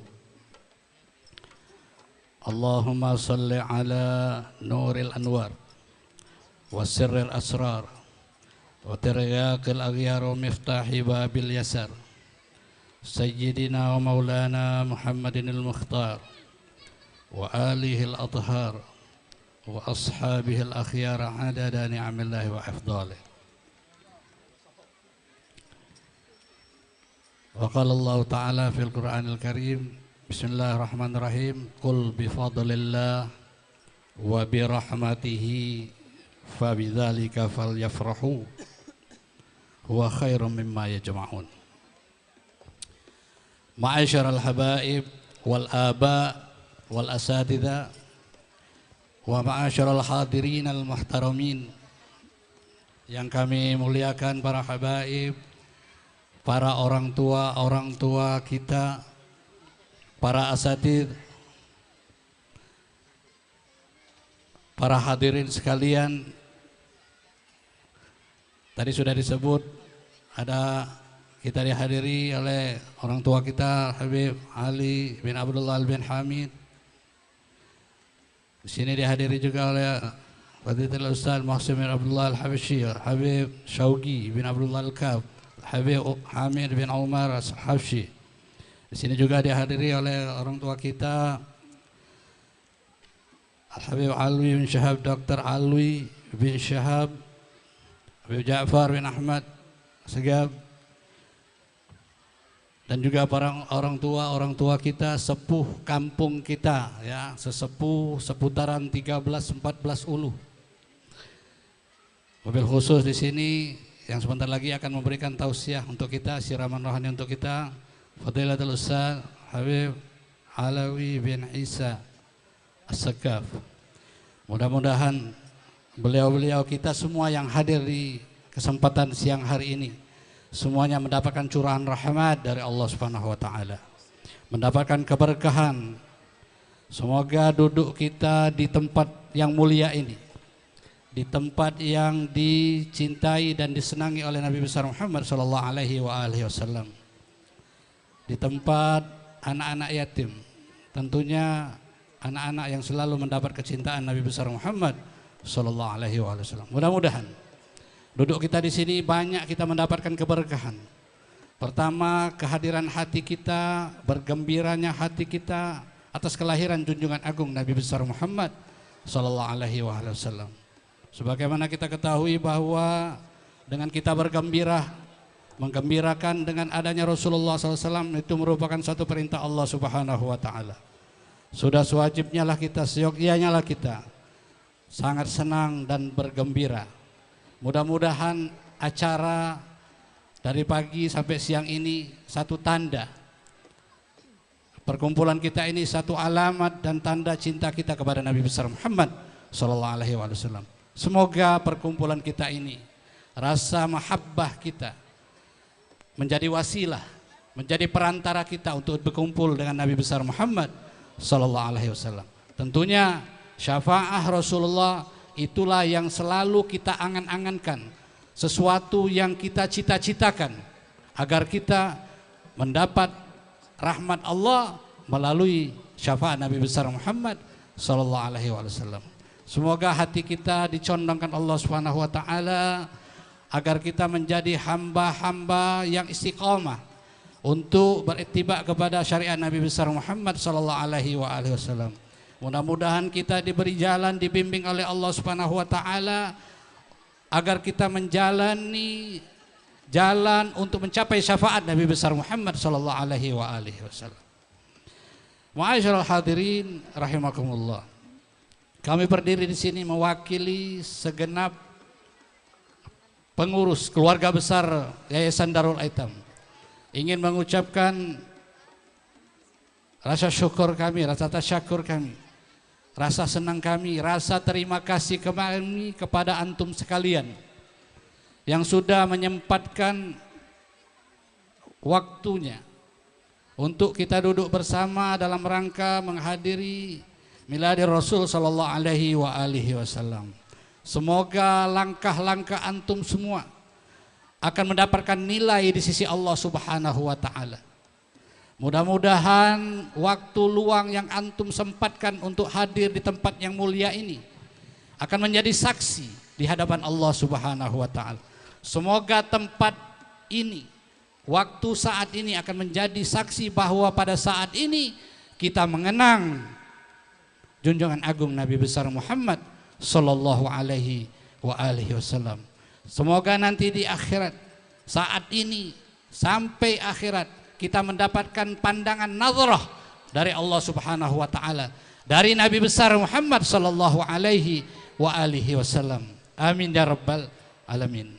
Sekali lagi kami mengucapkan ribuan terima kasih, bahkan jutaan terima kasih atas kehadiran antum dan juga pihak-pihak yang terlibat di dalam membantu sehingga terlaksananya acara ini, baik itu berupa moral, material dan lain sebagainya. Semoga Allah Subhanahu wa taala akan membalas semua apa yang antum berikan untuk acara kita di Darul Aitam ini. Banyak sahabat-sahabat kita, para saudara-saudara kita yang terlibat di dalam acara ini, dan bahkan bukan hanya acara ini, kadang-kadang kita terlupakan banyak yang terlibat yang mendapatkan nazarah. Kadang-kadang barangkali mereka lebih banyak mendapatkan nazarah pandangan, mendapatkan keberkahannya. Orang-orang yang di luar sana yang mengatur lalu lintas, yang mengatur parkir, tapi hati mereka ta'aluk sehingga mereka tidak bisa duduk bersama kita di tempat ini.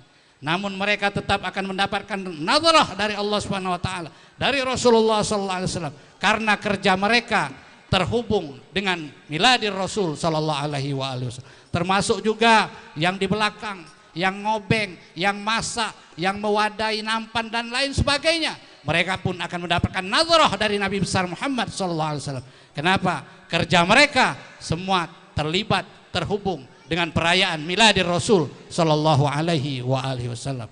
Barangkali di luar sana ada yang berkeinginan hadir namun mereka tidak sempat hadir, tapi hati mereka hadir, itu pun akan mendapatkan rahmat nazarah dari Rasulullah sallallahu alaihi wasallam. Siapapun yang terlibat dengan hati gembira, apakah yang diberikannya itu kecintaan, hanya sekedar kecintaan, materi, tenaga, pikiran, semua yang terhubung dengan Nabi besar Muhammad sallallahu alaihi wasallam, semua akan mendapatkan ganjaran khususiyah dari Allah Subhanahu wa taala, nazarah khususiyah dari Nabi besar Muhammad sallallahu alaihi wasallam. Kita minta kepada Allah Subhanahu wa taala agar hati kita selalu dicondongkan oleh Allah Subhanahu wa taala untuk terus terikat dengan junjungan Nabi besar Muhammad sallallahu alaihi wasallam. Karena syarat untuk mendapatkan rahmat Allah, mendapatkan mahabbah dari Allah Subhanahu wa taala, tidak lain dan tidak bukan mengikuti junjungan Nabi besar Muhammad sallallahu alaihi wasallam. Barang tidak mungkin, barang yang mustahil kita akan mendapat rahmat Allah, mendapatkan mahabbah dari Allah Subhanahu wa taala, namun kita tidak mengikuti ittiba Rasulullah sallallahu alaihi wasallam. Kita jauh dengan tuntunan Nabi besar Muhammad sallallahu alaihi wasallam. Semoga kita dimantapkan hati kita.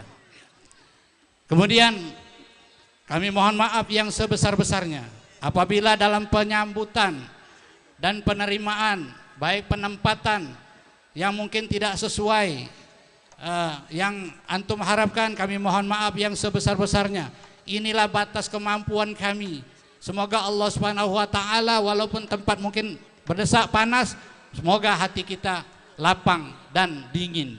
Amin ya rabbal alamin. Barangkali inilah yang dapat kami sampaikan. Lebih dan kurang kami mohon maaf.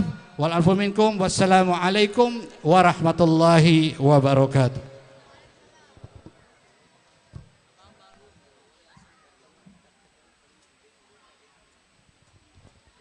Syukran kasiran jazakallah khair kepada Al-Habib Ali Bahzin yang telah menyampaikan kata sambutan.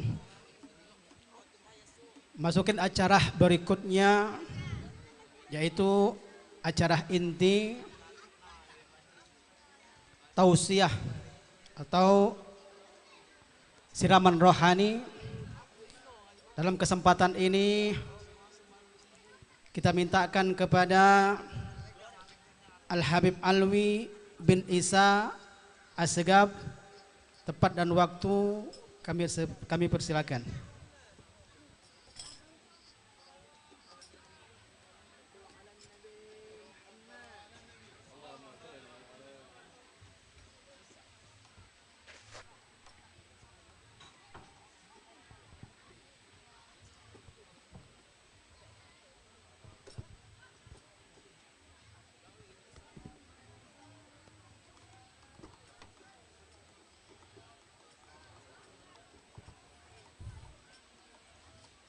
Assalamualaikum warahmatullahi ta'ala wabarakatuh. Alhamdulillahilladzi manna 'alal mu'minina bi ajallin ni'am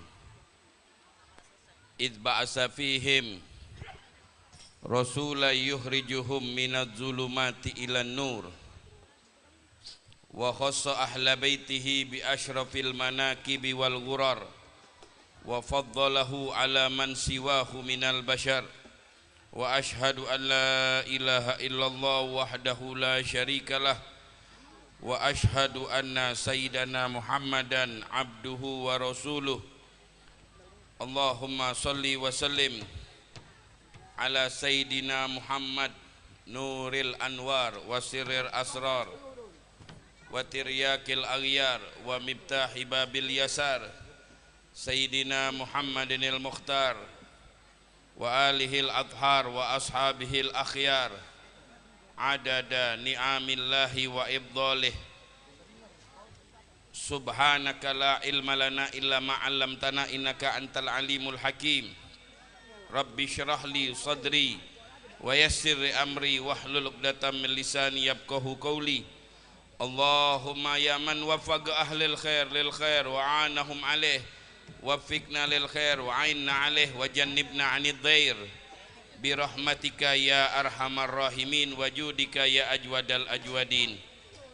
Para habaib, para hadirin hadirat, wabil khusus Ketua Yayasan Al Habib, Ketua Yayasan Darul Aitam Al Habib Ali bin Ahmad bin Alwi bin Ahmad Bahsin, segenap para panitia, para guru Darul Aitam, Sahibul Harad, penduduk kampung 13 Ulu, 14 Ulu, hadirin hadirat, anak-anak kita asuhan Yayasan Darul Aitam yang diberkahi oleh Allah Subhanahu wa taala. Alhamdulillah wa syukurlillah, kita pada hari ini bersyukur kepada Allah atas segala nikmat yang telah diberikan oleh Allah. Pada hari ini kita bisa ikut serta bergembira atas lahirnya Nabi Muhammad sallallahu alaihi wasallam yang diadakan oleh madrasah atau Yayasan Madrasah Darul Aitam. Pengurus-pengurus dari awal sampai sekarang, dari zaman Ta'sisul awal zaman Habib Alwi bin Ahmad Bahsin sampai sekarang ini masih dilanjutkan oleh cucu beliau. Alhamdulillah, mudah-mudahan mereka yang mendudukkan sahamnya di tempat ini ada upaya, ada jasa, pernah membantu tempat ini, pernah memberikan pandangan khusus di tempat ini, mudah-mudahan dibalas oleh Allah Subhanahu wa ta'ala ahsanal jaza. Dan kita yang hadir ke tempat ini menjadi saksi bahwasanya tempat ini adalah tempat alladzi ussisa alat taqwa, tempat yang didirikan atas dasar takwa kepada Allah Subhanahu wa ta'ala. Dalam Al-Quran ada satu contoh, di zaman Nabi pernah ada satu masjid dibangun oleh Rasulullah SAW, sampai saat ini masih berdiri, Masjid Madinahnya Rasulullah SAW. Tahu-tahu ada masjid baru, tujuannya untuk memecah belah umat Islam. Tujuannya bukan untuk mendirikan sholat, bukan untuk mengumpulkan jamaah, tapi tujuannya untuk memecah belah. Kata Allah dalam Al-Quran, walladzina takhuzu masjidan diraran wa kufran wa tafriqan bainal mu'minin wa irsadan liman haraballahu wa rasuluhu min qablu wa la yahlifunna in aradna illal husna wallahu yashhadu innahum lakadzibun. Sesungguhnya masjid dirar, masjid yang membahayakan, masjid yang didirikan atas dasar kebencian kepada umat Islam, untuk memecah belah umat Islam, untuk tidak mempersatukan umat Islam, masjid itu adalah masjid yang tidak baik. Padahal ini masjid. Kalau zaman sekarang kita ngancurkan masjid, gebuk wong sekampung gitu, jangan main-main. Zaman Nabi itu pernah masjid dihancurkan oleh Rasulullah SAW. La masjidun usisa ala taqwa min awwali yaumin ahaqqu an taquma fihi rijalu yuhibbuna ayyatatahharun wallahu yuhibbul mutahhirin. Apaman assasa bunyanahu ala syafa jurufin har panharo bihi fi nari jahannam wallahu la yahdil qaumal kafirin. Masjid yang didirikan atas dasar takwa lebih bagus daripada masjid yang didirikan atas dasar untuk memecah belah umat. Jadi kalau sesuatu karena Allah, dibangun karena Allah, masjidkah, pondok pesantrenkah, atau tempat-tempat yang baik, kalau didirikan atas dasarnya cinta kepada Allah, takwa kepada Allah, tenang baik, dia akan berkembang sampai hari kiamat. Dia akan berkembang sampai hari kiamat. Kalau masjid didirikan untuk bersaing atau untuk memecah belah umat Islam, sebelum kita matilah dimatikan wong itu tempat. Artinya apa dia? Kalau kita kepengen berbuat baik, bangun masjid, bangun madrasah, bangun tempat-tempat baik, landasin nomor satu takwa Allah. Tujuannya bertakwa kepada Allah, bukan tujuan yang tidak benar, tapi tujuannya yang bertakwa kepada Allah. Sampai saat ini berapa banyak alumni Darul Aitam yang dulunya pernah sekolah di SD sini, banyak sekarang ini asatid, ustadz-ustadz yang ada di Palembang itu banyak alumni dari sini. Kenapa? Karena dasar pengajarannya di tempat ini adalah madrasah Islamiyah. Madrasah, sampai saat ini kita menyaksikan kebaikan beliau. Mudah-mudahan jazahumullahu ahsanal jaza, generasi-generasi kita yang sudah membangun tempat ini, mudah-mudahan dibalas oleh Allah dengan balasan yang baik, sehingga kita yang pernah mencicipi apa yang mereka tanam, kita bisa memakan daripada tanamannya. Ada seorang kakek nanam batang manggo, sedangkan umur kakek itulah sedikit lagi uzur, sedikit lagi meninggal. Dia nanam batang manggo. Ditanya wong yang lewat, wahai kakek, umur kamu kayak gini mau nanam batang manggo, kamu nanam kamu tidak bakalan panen, tidak bakalan kamu manen batang ini. Dijawab oleh kakek itu, dulu kami makan manggo kami tidak pernah nanam, tapi sekarang ini kami tanam batang manggo. Supaya apa dia? Supaya nanti orang yang setelah kami yang mencicipi manisnya. Ini semuanya berkat tanaman-tanaman mereka yang telah mendahului kita. Dia yang nanam, dia yang membangun tempat ini untuk mereka bersekolah. Sampai saat ini kita merasakan manis daripada tempat ini. Oleh karena itu, dasarilah di dalam segala hal yang baik kita, landasilah nomor satu taqwa Allah. Apaman assasa bunyanahu ala taqwa minallah khairun amman assasa bunyanahu ala syafa jurufin har panharo bihi finari jahannam. Orang yang membangun, melandasi perbuatannya karena taqwa Allah akan berkembang selama-lamanya, akan dikenang selama-lamanya, pahalanya akan dikenang selama-lamanya, dimakan, dinikmati orang-orang generasi-generasi yang baik. Inilah yang namanya amal yang ikhlas. Kullu makana lillahi yanmu wa yastamir. Segala sesuatu yang ikhlas itu dia akan berkembang semana-mana. Dalam ayat Al-Quran ada surah Ibrahim, Allah juga berfirman, alam taro kaifa daraballahu masalan kalimatan thayyibatan kalimatu thayyibatin masalan kalimatan thayyibatan kasyajaratin thayyibatin asluha sabitun wa far'uha fis sama yu'ti ukulaha kullahinin biidni rabbiha wa daraballahu masalan linnasi la'allahum yatafakkarun wa masalu kalimatin khabisatin kasyajaratin khabisatin tusad mim fawqil ardi malaha min qaror. Ini umpama kalimat thayyibah. Kata ulama kalimat thayyibah al-ikhlas. Ada yang mengatakan kalimat thayyibah as-shadaqah, ada yang mengatakan kalimat thayyibah la ilaha illallah. Alhasil kita tidak mempanjang mau lebar tentang tafsir, kita ambil satu contoh. kalimat ikhlas.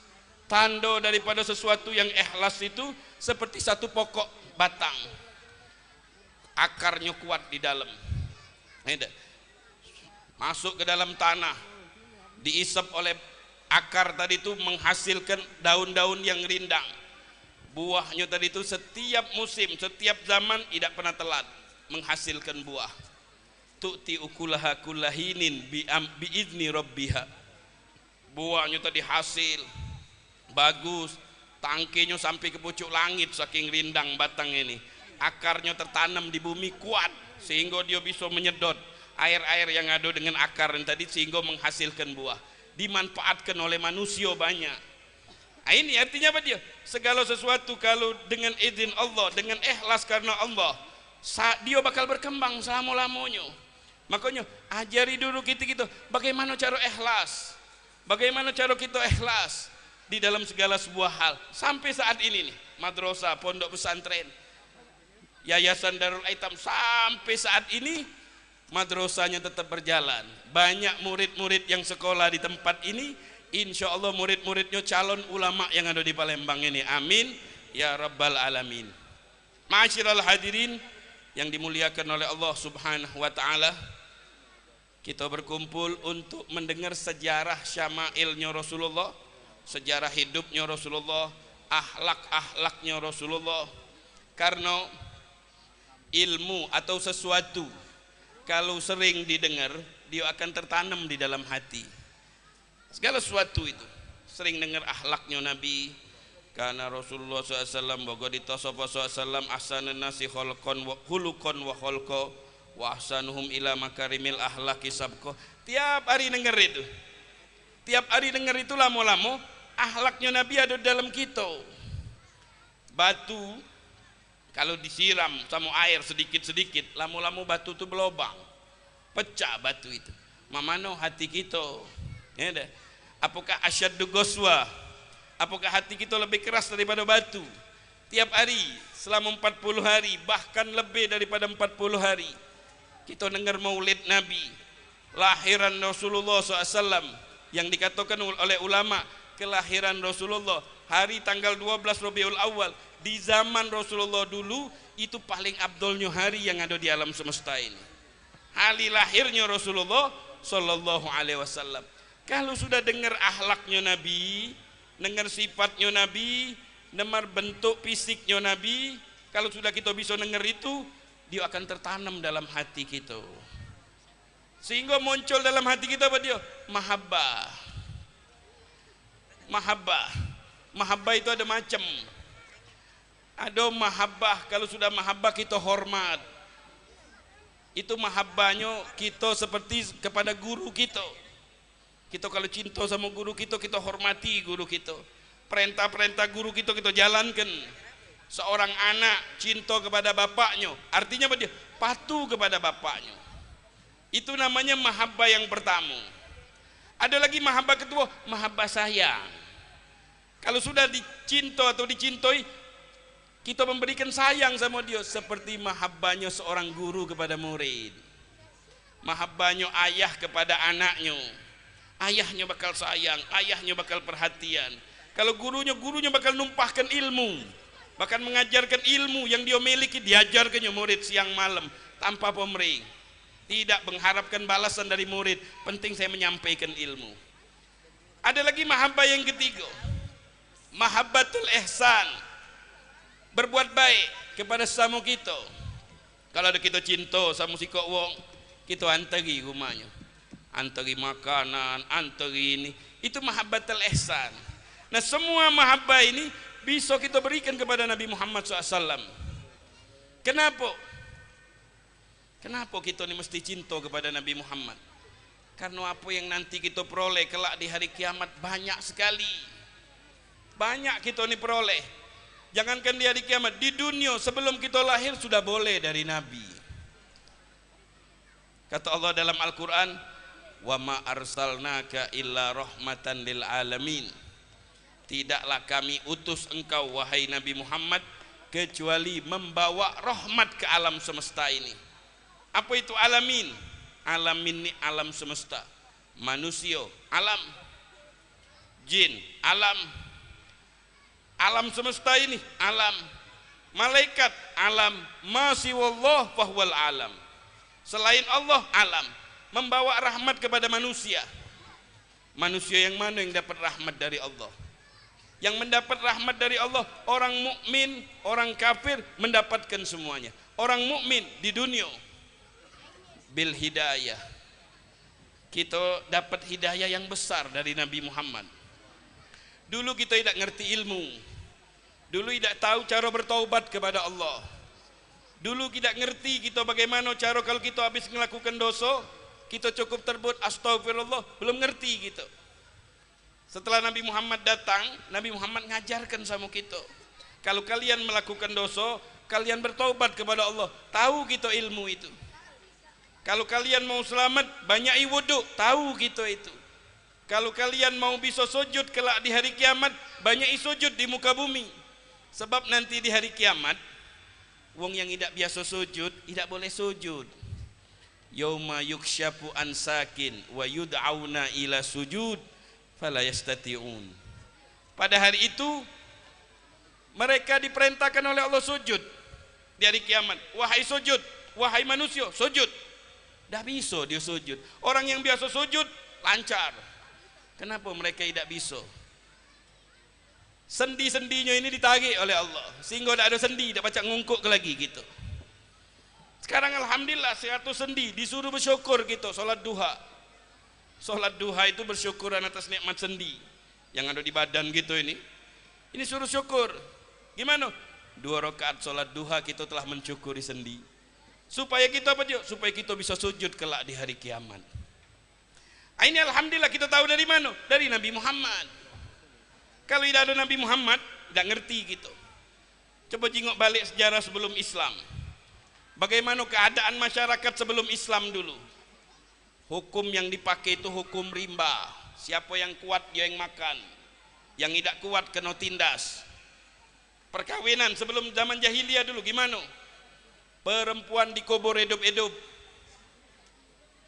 Wa idza busyira ahaduhum bil unsa dhalla wajhu muswadda wa huwa kadhim yatawaro minal qaumi min su'i ma busyira bihi ayumsikuhu ala hunin am yadussuhu fiturab ala sa'a ma yahkumun.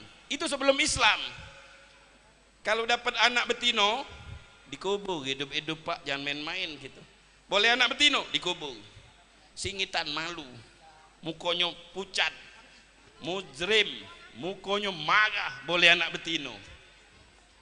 Terus mulai pemikiran mereka berpikir, nak dicekel anak betino ini malu atau dikubur hidup-hidup.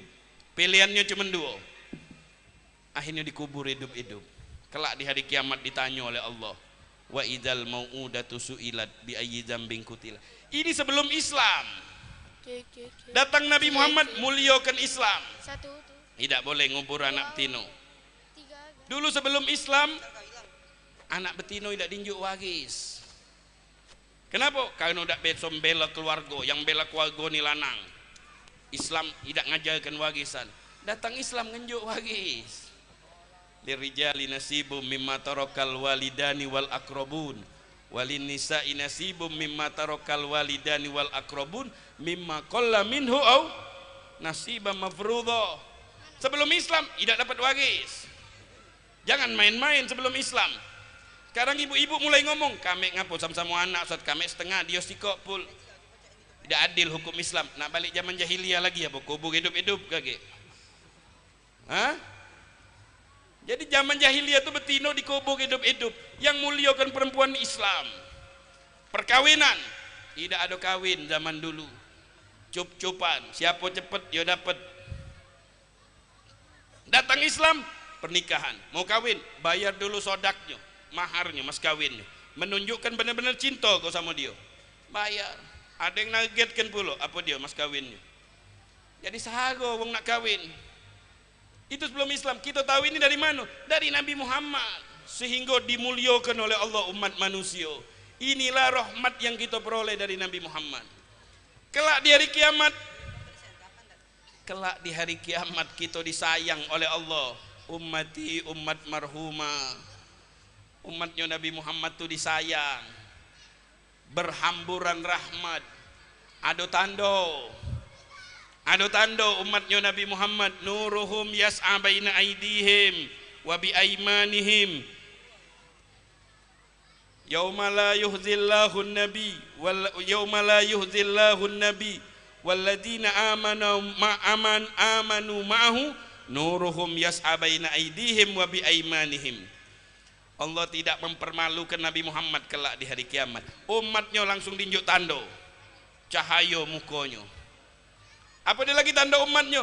Wujuhim min asaris sujud, simahum fi wujuhihim min asaris sujud. Dzalika masaluhum fit Taurah wa masaluhum fil Injil. Tanda-tanda yang disebutkan oleh Allah umatnya Nabi Muhammad, asarus sujud. Tidak usah habisin nak ngentuk kening. Artinya asarus sujud itu bukan titik keningnya hitam, bukan itu kata ulama tafsir. Mukonya itu kecut, putih, bekat qiyamul lail, walaupun keningnya tidak bertitik. Habis ini melis jadah Ustaz, cari yang tebal, njuk ya po lilin. Jadi kalau menyukkan itu ngabang, metu ngabang. Kok ngabang? Entuk kenapa sini? Kalau nak ngabang gampang, kalau nak ngijo baca. Tahu nak ngijo? Sendai ke lawang untuk ke hijau kalau langsung sini. Nah, jadi bukan itu. Bukan tandanya itu. Tandanya mukonya itu lesu, kecut. Semalam tak tidur, qiyamul lail. Nah itu namanya asarus sujud. Bukan keningnya bertitik. Baca dalam kitab tafsir. Itu tanda umatnya Nabi Muhammad SAW. Umat yang dimuliakan. Ini yang diberikan oleh siapa? Diberikan oleh Allah berkat Nabi Muhammad. Jadi jangan disalahkan kita kalau hari kiamat, kalau di dunia cintanya sama Nabi Muhammad luar biasa. Baca maulid keliling dari kampung ke kampung, dari tempat ke tempat, setiap ada perayaan Nabi penuh yang hadir. Kenapa sebabnya? Karena kita boleh besar dari Nabi kaget di hari kiamat. Jangankan wong mukmin yang taat kepada Allah, orang kafir lagi dapat rahmatnya dari Rasulullah, tapi di dunia dapatnya, di akhirat tidak dapat. Apa dia yang mereka dapatkan? Mereka tidak dihukum di muka bumi. Walaupun kita kafir tidak dihukum oleh Allah.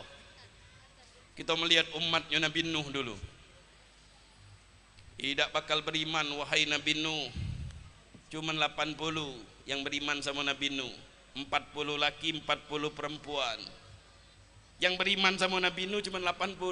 40 laki-laki, 40 perempuan. Nabi Nuh tidak mau panjang-panjang lebar, langsung angkat tangan doa. Ya Allah, hancurkanlah kaumku. Kata Allah, wasna'il fulka biayunina, buat kapal. Gampang, buat kapal. Wa kullama marra alaihi mala'un min qaumi sahiru minhu. Setiap umatnya lewat, nah, mencaci semuanya. Nih, Nabi Nuh mulai gilo. Muat kapal pucuk gunung. Nabi Nuh mulai gilo, muat kapal di pucuk gunung. Hanya lewat lagi, gilo, nyaci Nabi Nuh semuanya. Bukan dengan cacian lagi, dengan perbuatan. Malam-malam dijadikan WC umum. Tiap umat habis makan banyak naik ke pucuk, buang hajat di pucuk kapal Nabi Nuh. Dahsyat dah ujian manusia tuh. Besok naik kapal lagi malam-malam. Subhanallah, bagaimana cara Allah mengisikan kapal ini? Besoknya ada bapak buto. Nak buang hajat juga, naik ke pucuk, gelantum nyampa. Tahulah dewek sop siteng itu bukan kolam susu. Begitu menimbul melek matonya, teriak dia di kampung, wahai jamaahku, wahai kawan sahabatku, di kapalnya Nabi Nuh ada ubat gratis. Ada yang ngembek sedrigen, ada yang kan semawo kan ngembek sedrigen, igupnya melek langsung matonya. Itu akhirnya ditenggelamkan oleh Allah. Kita alhamdulillah banyak orang kafir sekarang, banyak munafikin sekarang, pencaci Islam banyak, tapi tidak dihukum oleh Allah berkat Nabi Muhammad. Bahkan sampai malaikat Jibril, dalam hadis disebutkan oleh Rasulullah SAW, pernah malaikat Jibril ditanya oleh Rasulullah, ya Jibril, hal asabaka min rahmati syai', apakah engkau dapat rahmat dari wa ma arsalnaka ila rahmatan? Dapat apa tidak kamu wahai malaikat Jibril? Beliau menjawabkan, "Na'am." Iya, wahai Nabi Muhammad, kami ini para malaikat dapatnya. Gimana ceritanya, kata Nabi Muhammad? Dulu setelah diusir iblis, Azazil, diusir dari surga, yang mana iblis itu lebih hebat dari kami. Jadi iblis itu lebih hebat, lebih terkenal, lebih banyak sujud, lebih ilmunya, cuman tidak punya tawadhu, tidak punya akhlak. Iblis itu tidak punya sopan santun, tidak punya cara membersihkan hati, tidak pacak iblis itu. Makanya jangan kayak gitu. Jadilah kita yang merendah. Akhirnya kami ini takut, suatu saat nanti bakal datang giliran kami, bakal dikutuk oleh Allah. Akhirnya, nah engkau diutus, aku berteman denganmu, aku mendampingimu, membawakan wahyu untukmu, sampailah turun satu ayat yang menyebabkan bangsa malaikat senang. Apa ayatnya? Muto'in sama amin, zikuwatin indazil arsy azim. Muto'in, para malaikat itu taat, amin, amanat, tidak dikortingi. Kalau dia gawa wahyu amanat. Kami ngerasa senang, kami dapat ini semuanya berkat Nabi Muhammad sallallahu alaihi wasallam. Ma'asyiral hadirin yang dimuliakan oleh Allah, oleh karena itu kita mendapatkan dari Nabi Muhammad sangatlah besar. Kelak di hari kiamat bakal tahu siapa Nabi Muhammad sebenarnya. Kita di dunia ini baru ditampakkan oleh Allah bagian kecil. Nanti di hari kiamat baru tahu kita siapa Nabi Muhammad. Manusia berebut pengen dekat sama Nabi Muhammad, tapi yang dulu di dunia mereka membenci Nabi Muhammad, memusuhi syariat Nabi Muhammad, dia tidak bakalan melihat Nabi Muhammad. Wailun liman lam yarani fil qiyamah. Celaka wong yang tidak bisa berjumpa sama Nabi kelak di hari kiamat. Siapa ya Rasulullah yang mendapatkan celaka tidak berjumpa? Man zukirtu indahu falam yusalli alaih.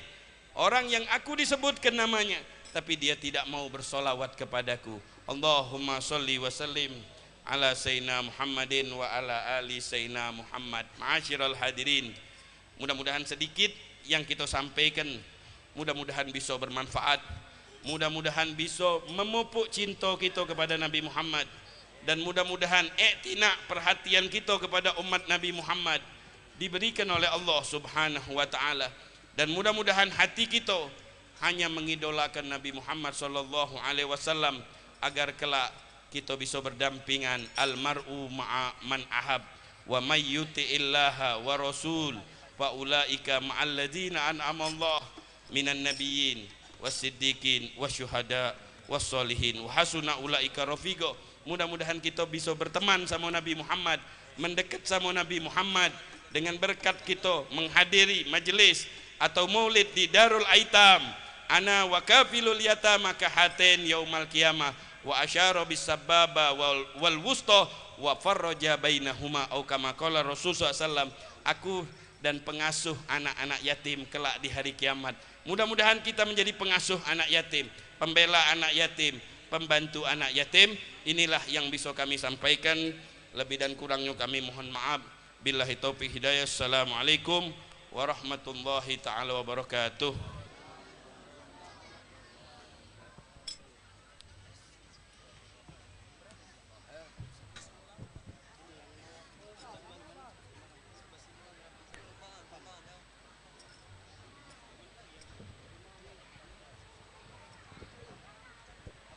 Cek.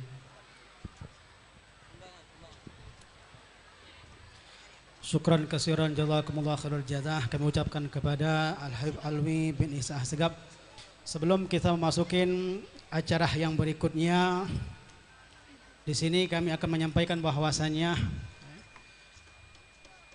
segenap Yayasan Darul Aitam ingin mengadakan penggalangan dana yang mana dananya akan kita alokasikan kepada kepentingan panti, kepentingan sekolah, dan kepentingan seluruh yang ada di Yayasan Darul Aitam.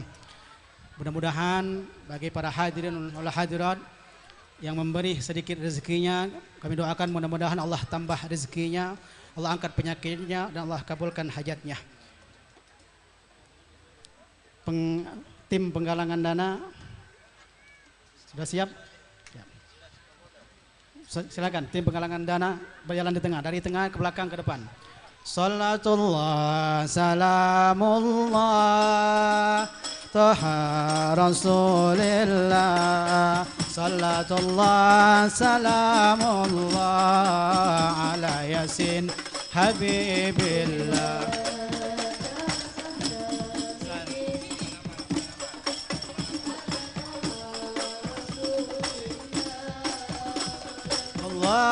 Salamullah ala yasin habibillah. Salatullah salamullah ala taha rasulillah. Salatullah salamullah ala yasin habibillah. توسلنا ببسم الله وبالهدي رسول الله وكل مجاهد لله بأهل البدر يا الله. صلاة الله سلام الله على طه رسول الله. صلاة الله سلام الله على ياسين حبيب الله. إلهي سلم الأمة من الآفات والنعمة. إلهي سلم الأمة من الآفات والنعمة ومن همي ومن غمة بأهل البدر يا الله. صلاة الله سلام الله على طه رسول الله. صلاة الله سلام الله على ياسين حبيب الله. توسلنا ببسم الله وبالهدي رسول الله.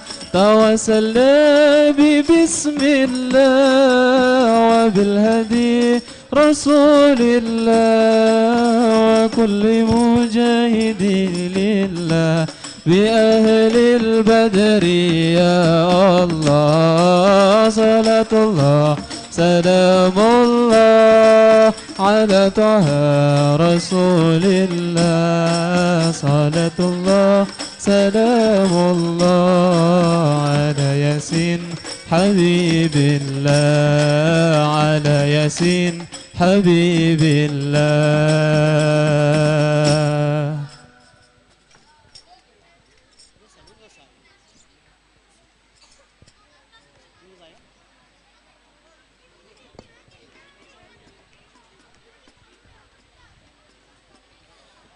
Kami ucapkan terima kasih para hadirin wal hadirat yang telah menerjemahkan sedikit hartanya.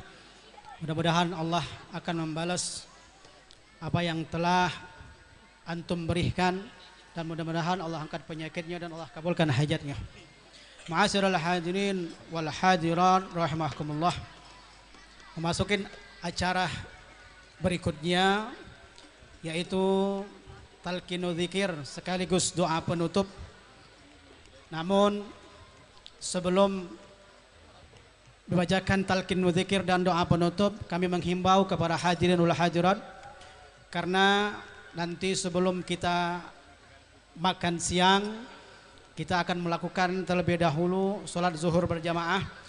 Maka dari itu kami mengumumkan bahwasannya silakan bagi para hadirin wal hadirat yang belum sempat berwudu, kami di sini menyiapkan tempat wudu di depan sekolah dan juga ada di belakang musola dan di samping musola agar nanti kita bisa melaksanakan ibadah kita secara tertib. Berikutin acara, memasukin acara yang berikutnya yaitu talqinu dzikir dan doa penutup. Di kesempatan ini kami mintakan kepada Al-Habib Syauqi bin Abdullah Al-Kab, kepada beliau Kami persilakan.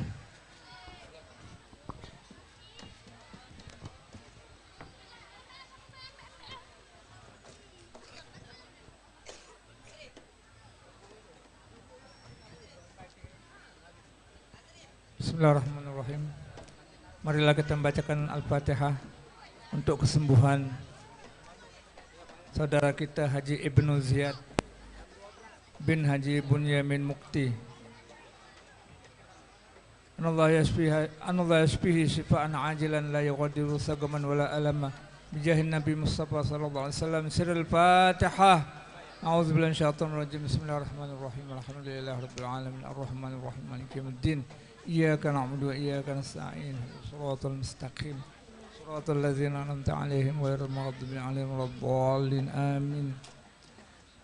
Qala Rasulullah sallallahu alaihi wasallam, Abdul ma qultuhu ana wan nabiyyuna min qabli, la ilaha illallah. La ilaha illallah. La ilaha illallah. La ilaha illallah. La ilaha illallah. La ilaha illallah. Muhammadur Rasulullah. Muhammadur Rasulullah sallallahu alaihi wasallam. Kalimatu haqqun 'alaiha nahya wa 'alaiha namut wa 'alaiha nub'atsu insyaallah ta'ala minal aminin. Bismillahirrahmanirrahim. Alhamdulillahirabbil alamin. Allahumma shalli wa sallim 'ala sayyidina Muhammad wa ali sayyidina Muhammad. Allahumma ja'al jam'ana hadza jam'an marhuma wa tafarruqana min ba'dihi tafarruqan ma'suma wa la taj'alna wa la ma'ana syaqiyan wa la mahruma.